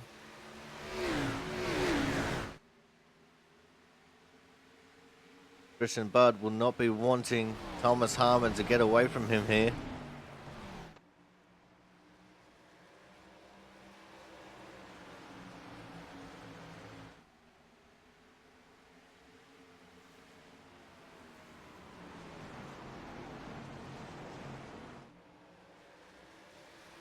And now Christian going for the inside pass on Thomas through the dog leg. He is not going to get it complete just yet. Goes to the inside of turn 3. Thomas still with the advantage. They're running very close together, almost touching in the middle of the 3 and 4 there. Christian Budd now with the nose ahead and the advantage, takes the lead away. So the unstoppable force in front of the returning champion at the moment.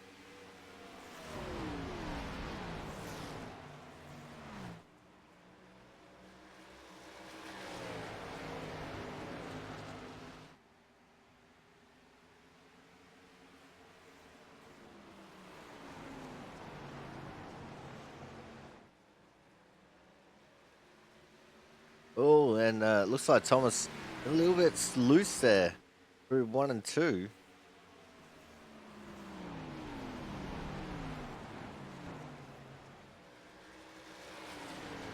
We'll have to see if he can keep pace with the 50 car here. I don't think he'll be able to. He's just looking a little bit too loose. He might be driving it just that little bit too hard.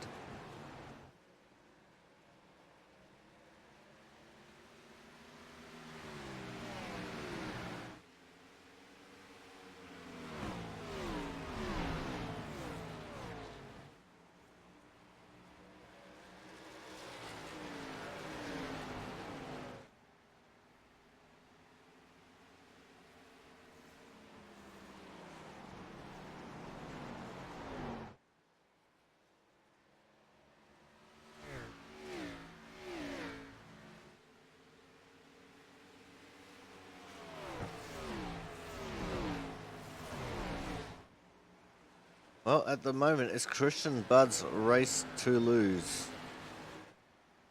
And if we don't get a caution here in this final 14 laps, then I don't think he is going to be challenged.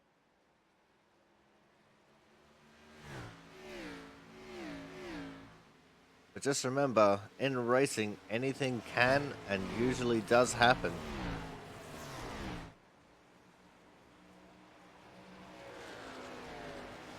We do have the possibility for overtime in this race.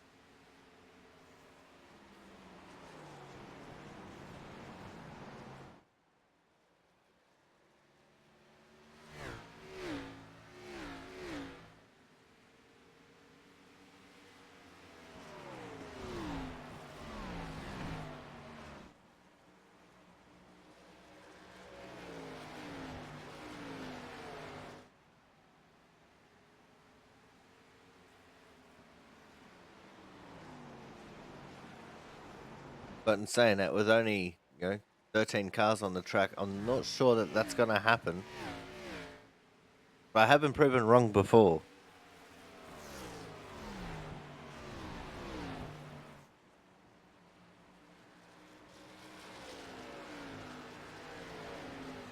Saying that, this is the most strung out this field has been this entire race so far. But 90% of the crashes have all been single car crashes. Mostly single car spins coming up at turn 4 or turn 2.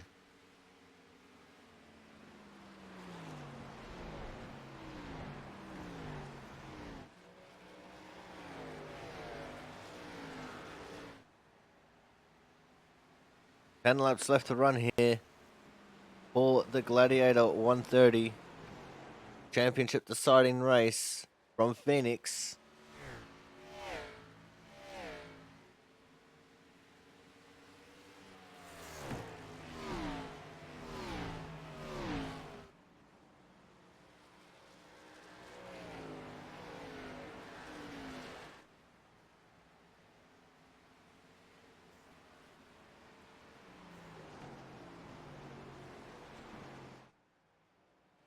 By the looks of things, we've got a battle starting to form in the 9th position.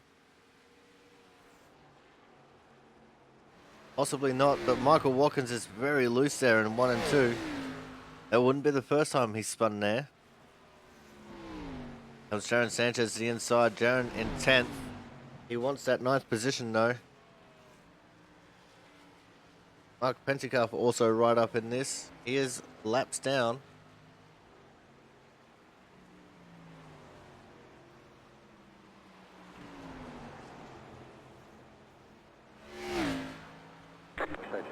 And we have a caution. This one is for the 12 of Matt Burgess. Let's see what disaster has befallen Mr. Burgess. Was right up the field there a little bit. Just in the... Like Maddie's right there behind him, who is currently holding on to the...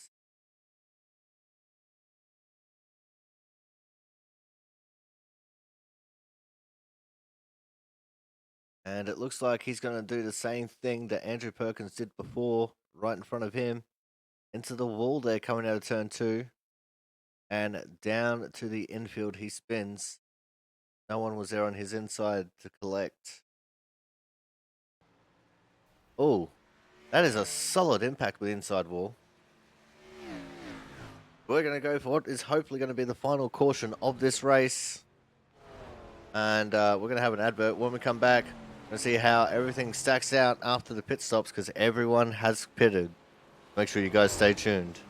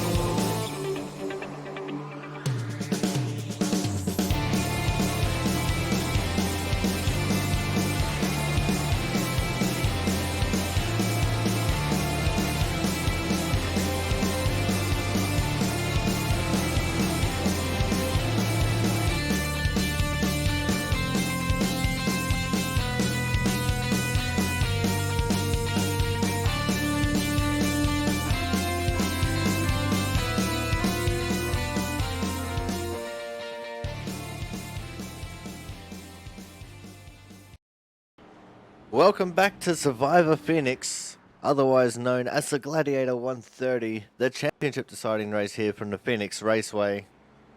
And your leader is going to be the 36 of Michael Watkins, who only took 2 tyres in the pit stop. It's going to be Watkins, Bud, Harmon, Champo, and Hernandez as your top 5. We are now on the 1 to green. We're going to have 3 laps to go on the restart. So it's green, green, white checker. And Christian Bud is not in the ideal position to start this race, being in the outside lane. But if Thomas can get a really good start and stay in behind Michael Watkins here, he could end up stealing the championship away from Christian Bud here. We'll have to wait and see. But also, with only being on 2 tyres, Michael Watkins is going to be very loose. And it could create disaster for our 2 championship combatants. In which case, if they do have to DNF on the same lap, I'm pretty sure it will revert to qualifying results. But here we go. The pace car is in.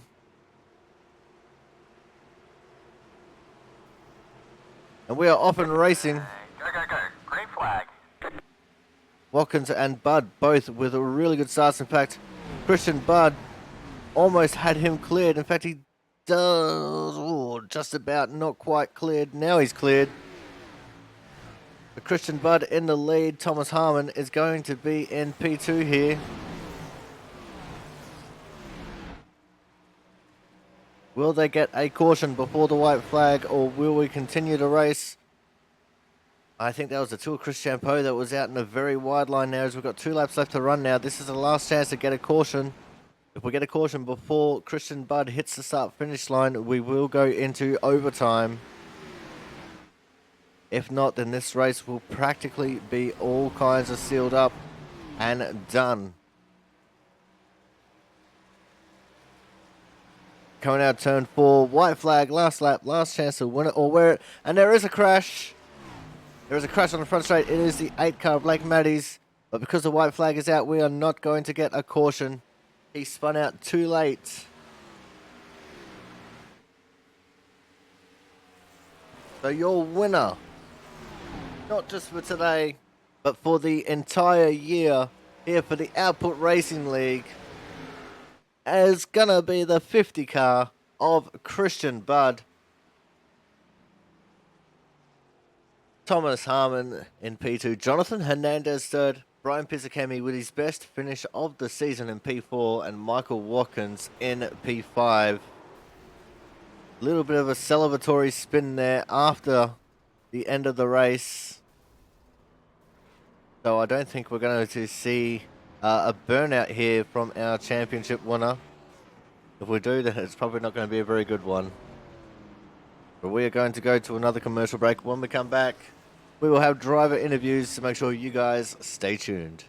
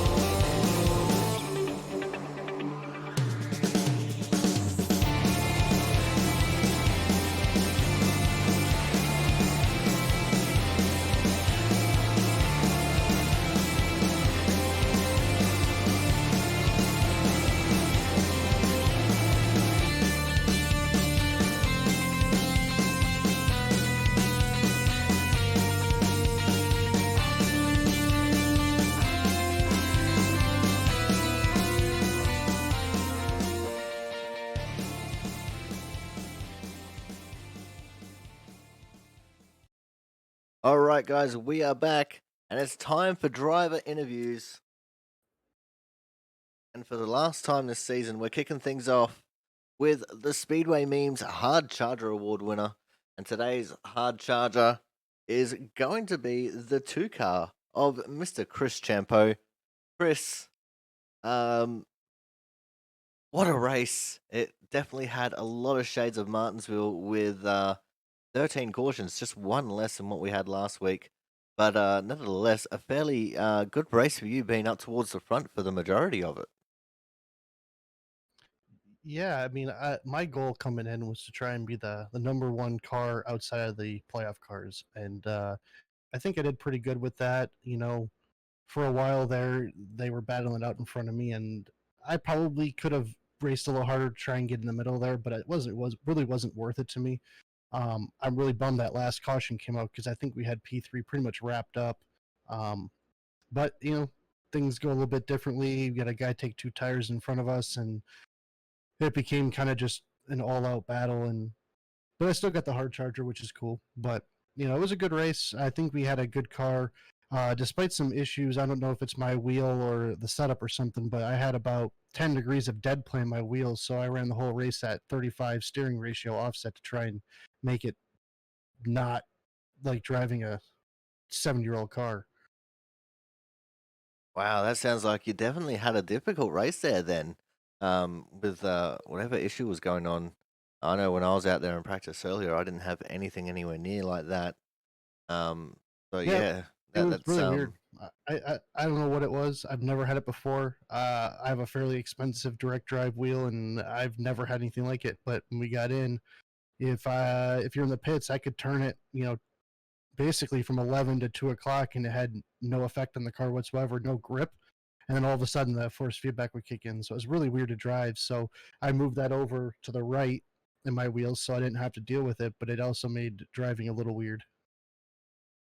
well, I can imagine it would, but it's still a very stout effort, man. Starting in 13th and then managing to get up there towards the front and finishing in P6 after what was definitely a very weird final restart there. You want to just take us through the events that unfolded with Michael Watkins there taking the 2 tires? Well, you know, I actually considered taking 2 tires. We only had about 12 laps on the tires prior, but I thought better of it because I figured if I did that, there was a chance that I would do exactly what Watkins did, end up in front of everybody, and I didn't really want to do that. I didn't want to have Bud and Harmon battling through me.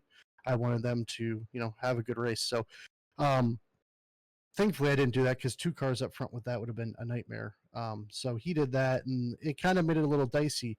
Um, I don't know if he didn't go on that restart, or actually he led the restart. I don't know if he spun his tires or what, but when it came to turn one, he was quite a bit slower than the outside lane. But when you're on the outside lane in turn one, you ain't going anywhere. And so I lost like 2 or 3 spots right there. And then just trying to fight hard. Me and Pizikemi were trying to battle there on the at the end there, and I couldn't make anything happen because Watkins was still right in front of me. I mean, he did good. He didn't wreck anybody, but you know, it's an for me. I wish he hadn't done that because then it would have been another spot. But for him, the strategy worked. So it easily could be the other way around. But overall, it was an interesting battle. I wish that caution didn't come out because I think we had P3 locked. But you know, it's a good performance from us nonetheless. Now, since this is the final race of the season, let's go over your season as a whole. There was a lot of ups and downs, a lot more downs early on than there was ups, but towards the end of the season, he's definitely started to come on a bit stronger and ended up making the chase. How would you rate your entire season, and what's some of the things that really stood out to you? Um, Early on, we started off with a wreck at Daytona, which definitely didn't start out that great. And then you know we had some really good runs. We had a good run at Auto Club Fontana. I thought we did pretty well there, or at least had a good car. Um, but then I think it was about Martinsville, Indianapolis, that time of the season. It really I was really on the struggle train, wrecking a lot. I you know some drama with other drivers, that sort of thing. It really got frustrating, and I considered taking a few weeks off, but didn't. And I think maybe had I taken a little bit of time off, I could have got back into my rhythm a little sooner. But it took most of the summer to get back into it, and then was able to make the playoffs. Probably just because I ran all the races or most of the races. But then once the playoffs came, I really felt like I kicked it into high gear, and I really raced well. I think in the playoffs, I'm very happy with how I raced. If you take the Kansas race away, which was pretty much my worst race, the second half of the season, I think we could have made the top four, but that's all right. You know, you're gonna have bad races, and we just didn't have the carryover bonus points to help it out, help help overcorrect for that error. All right, Chris. Now, before we let you go here for the final time this season, you got some people you want to shout out. Who do you have to shout out this week?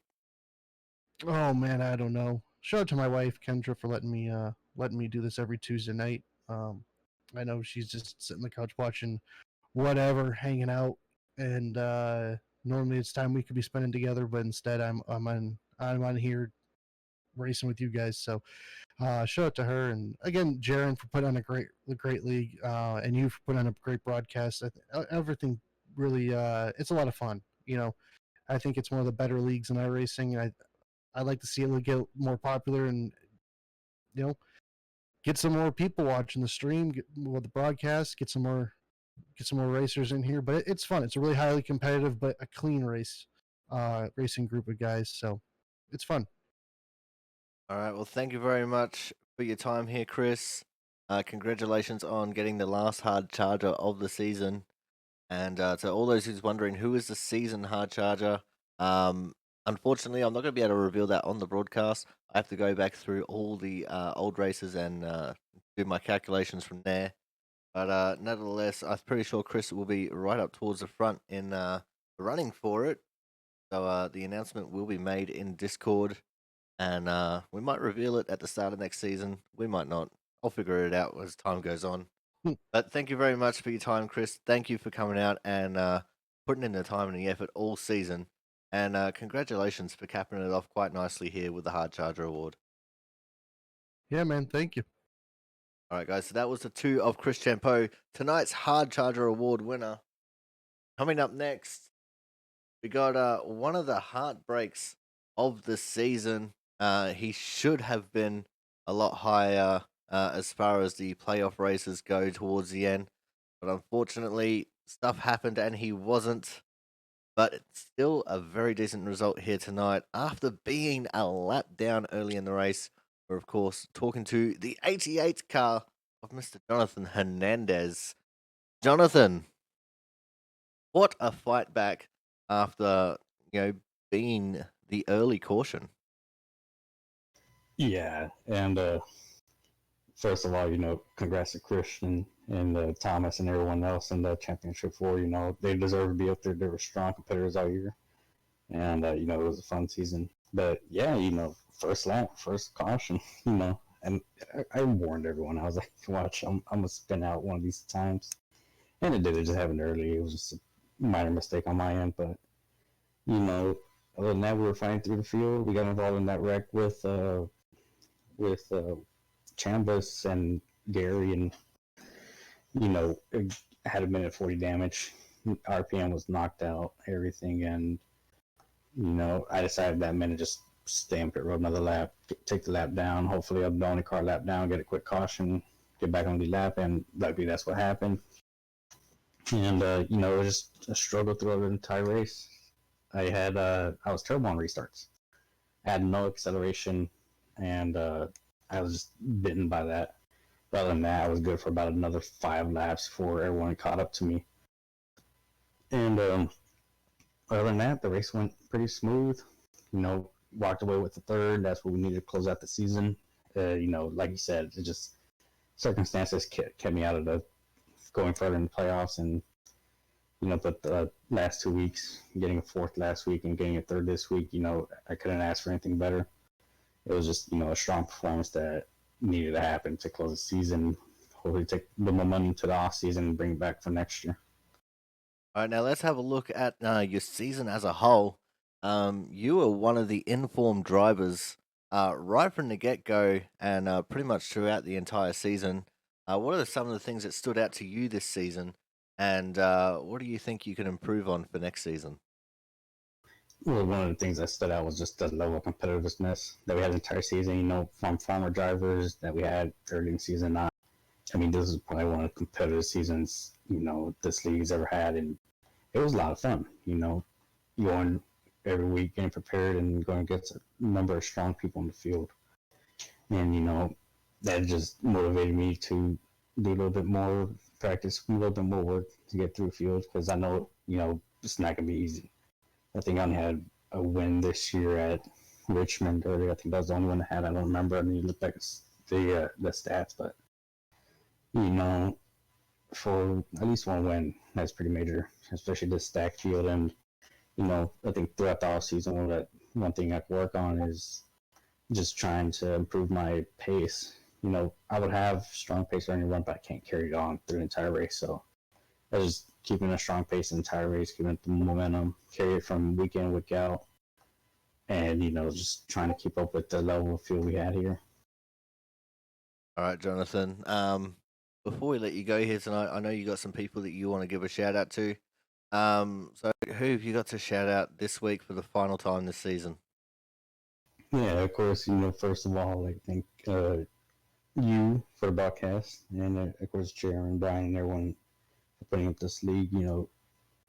This is a lot of fun. I can't thank Jaron enough for letting me come on board and running every week with y'all. It's totally been worth it. I like to, of course, thank my team, Esport Racing Group. They are motivating me, to keep doing good every week. And just the amount of practice I do with them helping me push, and it's something that is, a year ago I probably wouldn't have imagined, to be this competitive. And of course, I like to thank my parents, my grandparents, everyone that supports me. This is something that's always fun to do. They know how much fun I have, and it's hopefully next year we'll come back. New colors on the car with the same team, hopefully, and just hopefully big sponsors coming on board, and we'll just see what happens. I'm already looking forward to next season. I know it's gonna be a lot of fun. It's gonna be very competitive. Hopefully, these amount of guys in this league stay, and if anybody else comes on board, hopefully, they put up the competitive. They don't have to be competitive anyways. It's always just a lot of fun running week in, week out with these guys. All right. Well, thank you very much for your time, Jonathan. Thank you for coming out the entire season, and we look forward to seeing what you can do next year. Thank you, Corey. All right, guys. So that was the 88 of Jonathan Hernandez, today's third place getter. Said finding adversity the whole race after going a lap down and being the first caution of the race too. Good to see him coming back for the top three. Coming up next, we got our defending champion who is now going to have to relinquish his title. But nevertheless, it was still a very entertaining race up towards the front. We were, of course, talking to the 38 car, Mr. Thomas Harmon. Thomas, it all came down to that final restart in the end, and things just didn't quite go your way. Not at all. I had to Watkins waited longer than what I anticipated, and I had to lift. And when I lift, he went, and then I had to check up for him again a one. And by that point, Christian was already by and had like a half-second lead. So wasn't much I could do about it. Just kind of hold on and push the limits of the car. But I mean, we come on with P2, and I didn't think I'd have much of a chance at beating Christian straight up to begin with. So I'm not really heartbroken about it. But let's have a look at earlier in the race, though. I did notice on one of the restarts, you must have picked up a penalty in the pit stop cycle and had to start from the back of the field. So what did you do first and foremost? And then how was the fight back to get back towards the front? What happened is I like barely clipped the wall. I think on the exit. I think it was exit 2, and I'm talking the lightest touches, but it gave me 30 seconds of damage. And at that point, I didn't know if we were going to go get a long run with all the cars that were damaged, and maybe we'd get ourselves spread out and have a long run. So I didn't know what the damage would do on a long run. So I decided to go ahead and get it fixed. Coming through the field wasn't too bad. A lot of the guys kind of gave it to me, if you will, once I showed that I wanted the position and once I got to him. But once you got towards the front, probably top 8, top 9, the cars got a little bit tougher, and thankfully the restarts worked out in my favor. I was able to work my way back up into the top 3 there. Now let's talk about your season as a whole. Um, you and Christian trading punches pretty much the entire season when Christian was racing, and the intensity of some of the other drivers in the league definitely pushed things up quite a bit. What was the season like for you, and what are some of your key standout moments? The standout moments would definitely have to be the super speedways. First, second, first, or a pretty good record. And kind of mind-boggling because I thought for sure I'd get taken out at one of them, but thankfully I didn't. But the battles all season long were they were a little bit trying at times. Um, you saw me get a little bit of payback at Kansas, and um, but overall it was fun. It was fun fighting Christian, and I once he said he knew once he was going to run for the playoffs, I anticipated that he would be the car to beat throughout. Fortunately, I was able to limp my way into a playoff position for the championship 4 since I had 16x for like the final 30 laps and couldn't get DQ'd. Otherwise, I would for sure be out.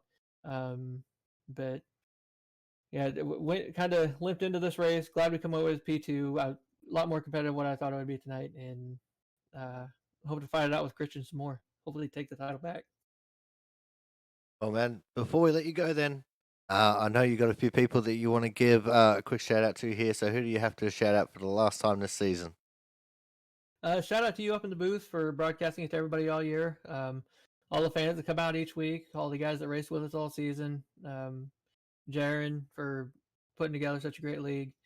All the guys that in drivers council admins, etc., that put up with everybody's crap every week, and don't have to take a look at all the lovely incidents. But um, shout out to Christian for sure for being able to string together a good playoff run and take the title away. All right. Well, thank you very much for coming out, Thomas. Um, Unlucky not to get the championship there, but nevertheless, still a great season all in all. For sure, for sure. All right. Well, thank you for your time, Thomas, and we look forward to seeing what you do next year. Sounds good to me, sir. I'll see you then. All right, guys. So that was the 38 Thomas Harmon, today's second place getter and the second place getter for the season. Coming up next, we've got our race winner, and he is also our season champion. We're, of course, talking to the 50 car of Christian Budd. Christian, we have got to find a way to nerf you because, damn, when you show up, you are just so damn fast. Well, it's worked out really well this season. Season really didn't start out very good, I didn't think, and didn't really think I necessarily had anything. And then, but second half of the season really took off and started winning races that I felt like I should have been winning earlier on, and just happy to finally put it together tonight too.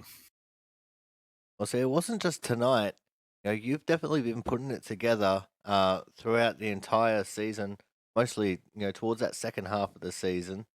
But it just seems that things have definitely been clicking for you this year, and you've just come to grips with the way that the tire feels, which I know was one of your biggest pet peeves. And you've come to grips with the way that the cars feel at all the different tracks, and you just seem to after you put in the time to practice, you just seem so dominant. It's almost scary how dominant you've been this season. Well, I've always, like, and I go and do practice, I want to put up that fast lap. I want to win practice. I want to qualify on the pole, and I want to lead the most laps and win the race. I try and do that every time. And, it's probably just a lot of time and effort put in over the years and being involved in the sim and other sims. But it does come pretty naturally, I guess. And I also I try and share as much. Guys ask me questions and things. I always try to answer as truthfully and honestly as I can if they have a question to me, because I do like to see everybody get better and enjoy the sim as much as they can because it is a lot of fun. Now, let's talk about just your race here. Um, Realistically, it all came down to that final caution. Michael Watkins restarting on the pole on just two tires, and you starting on the outside. You had that lead before you guys even got into turn one. What was that restart like for you?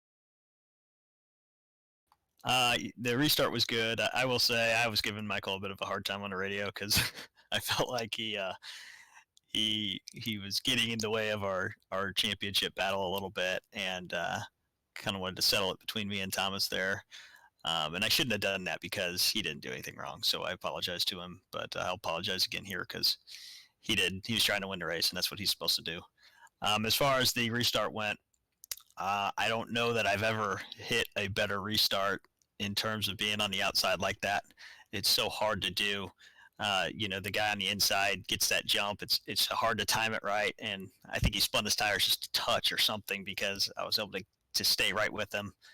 And then I knew with the fresh tires I'd be able to hold on the outside and get around him, and then just try and set sail from there. Well, it was definitely a great race all in all. Besides the fact that we had one less caution than what we had last week at Martinsville, but that is part and parcel of a loose car and a loose setup. But let's have a look at your season. You've had a lot of wins this season, and you have not been doing a lot of racing.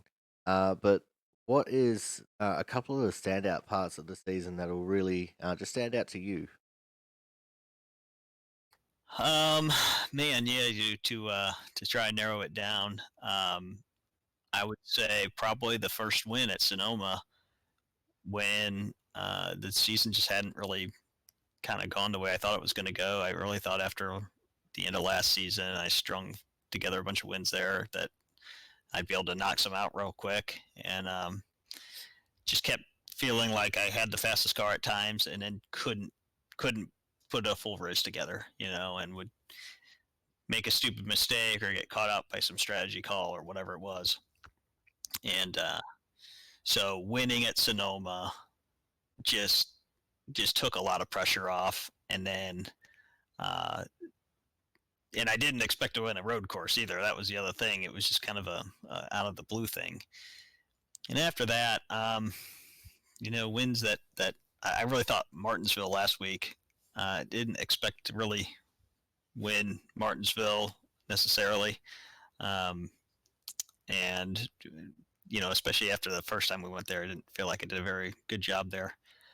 And then, uh, believe it or not, Las Vegas, because I didn't think I'd win a mile and a half track because I just can't stand driving that package and everything. And it kind of shocked me a little bit to win that race. So those ones kind of stand out to me. Obviously tonight, I mean, this is going to be the most important one. And what stands out the most is honestly some of the ones that just got away. I really feel like I should have won both those Richmond races, and stuff was happening that didn't didn't work out. And then Bristol, I thought I should have won that first Bristol race and didn't work out. So um, the whole season though was so fun. I mean, it's just these guys, they put on a good race. Guys raced me clean. I don't know that I got wrecked by anybody specifically at any point in time this entire 30 road or whatever races I ran. So it's just a shout out to all the drivers. They just do such a good job. All right, Christian. How are you going to be celebrating this championship tonight? Because I know it's getting late there, and I know you got other commitments like sleep. But how are you going to be celebrating this one tonight and tomorrow?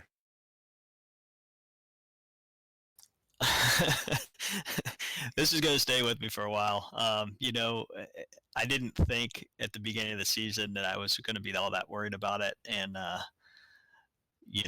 once I got to Martinsville and got through Martinsville, it's kind of all I've been thinking about for the last week is, I got this championship race coming up. I got this championship. So I'm going to enjoy the fact that I'm not going to think about it because that part was really kind of getting to me. And then, you know, uh, it's just I enjoy it right now, and that'll eventually will kind of fade, and I'm gonna want to win more races and win another championship. I think we got kind of a fun winter season coming up here that I'm really looking forward to. So just gonna enjoy this for now, though. I mean, that's the thing is you don't get the chance to win a championship like this very often. It's such a long season and everything. So. All right, Christian. Well, before we let you go, the final time this season, anyone you want to give a shout out to? Yeah, definitely the wife and kids who support all my sim racing and extra time I spent practicing and all this stuff. So I really appreciate them putting up with that. And then our sponsor, which I believe is Gladiator this week. Anybody who sponsors an output race, deserves a lot of credit. You, of course, for these broadcasts. I've been actually kind of going back and watching some of them, just some of the old ones lately, and they're high quality. You do a great job, so I really appreciate that. And of course, Jaron and everybody at Output Racing, all the drivers. I mean, we still had for our finale race over 20 cars take the green tonight, and these leagues don't last if drivers don't show up. So everybody showing up makes it a lot of fun. So all of them. And yeah, that's about it, man. Just tired and ready to call it a night. All right, man. Well, thank you very much for coming out and participating this season. Congratulations on not just the win for the race, but the win for the championship. You'll go down in history as, I think you are the 6th champion. So I think this is the 6th championship we've run. So Thomas Harmon's won it a couple times. Another guy won it a couple times. So I think you're probably like the 3rd or 4th different person to have actually won the championship for Output. So you're on a very short list there, mate. And it's a good one too. I will say, Thomas, had a lot of fun racing with them tonight. I think we had some close battles there, and both were clean and didn't run each other over. So it was a lot of fun. All right, Christian. Well, thank you very much for coming out tonight and for the season. And we look forward to seeing what you can do next year. Absolutely. I appreciate it, man. All right, guys. So that was not just tonight's winner, but the winner for the entire year, the 50 car of Mr. Christian Budd. And that is going to wrap up not just this broadcast, but for this year of broadcasting, the winter series that Christian was alluding to. I will be personally racing in as well because I need to unwind from all of the broadcasting that we've done this season. Thank you to everyone who supported the channels, both on Twitch and YouTube. We actually, got the Twitch channel affiliated, and we've received our first paycheck from Twitch on that one. So thank you guys all so very much. It really means a lot, the support that you provide the channel. It helps us to upgrade the quality of the broadcast, and hopefully, as the channel starts growing more, we can start investing a little bit more into improving the quality of the broadcasts, including new microphones, new graphics cards, stuff like that, and really show off how good the iRacing simulator can be. But for tonight, today, this year, I have been your commentator, the Aussie Sim commentator. And until next year, I will say ciao for now.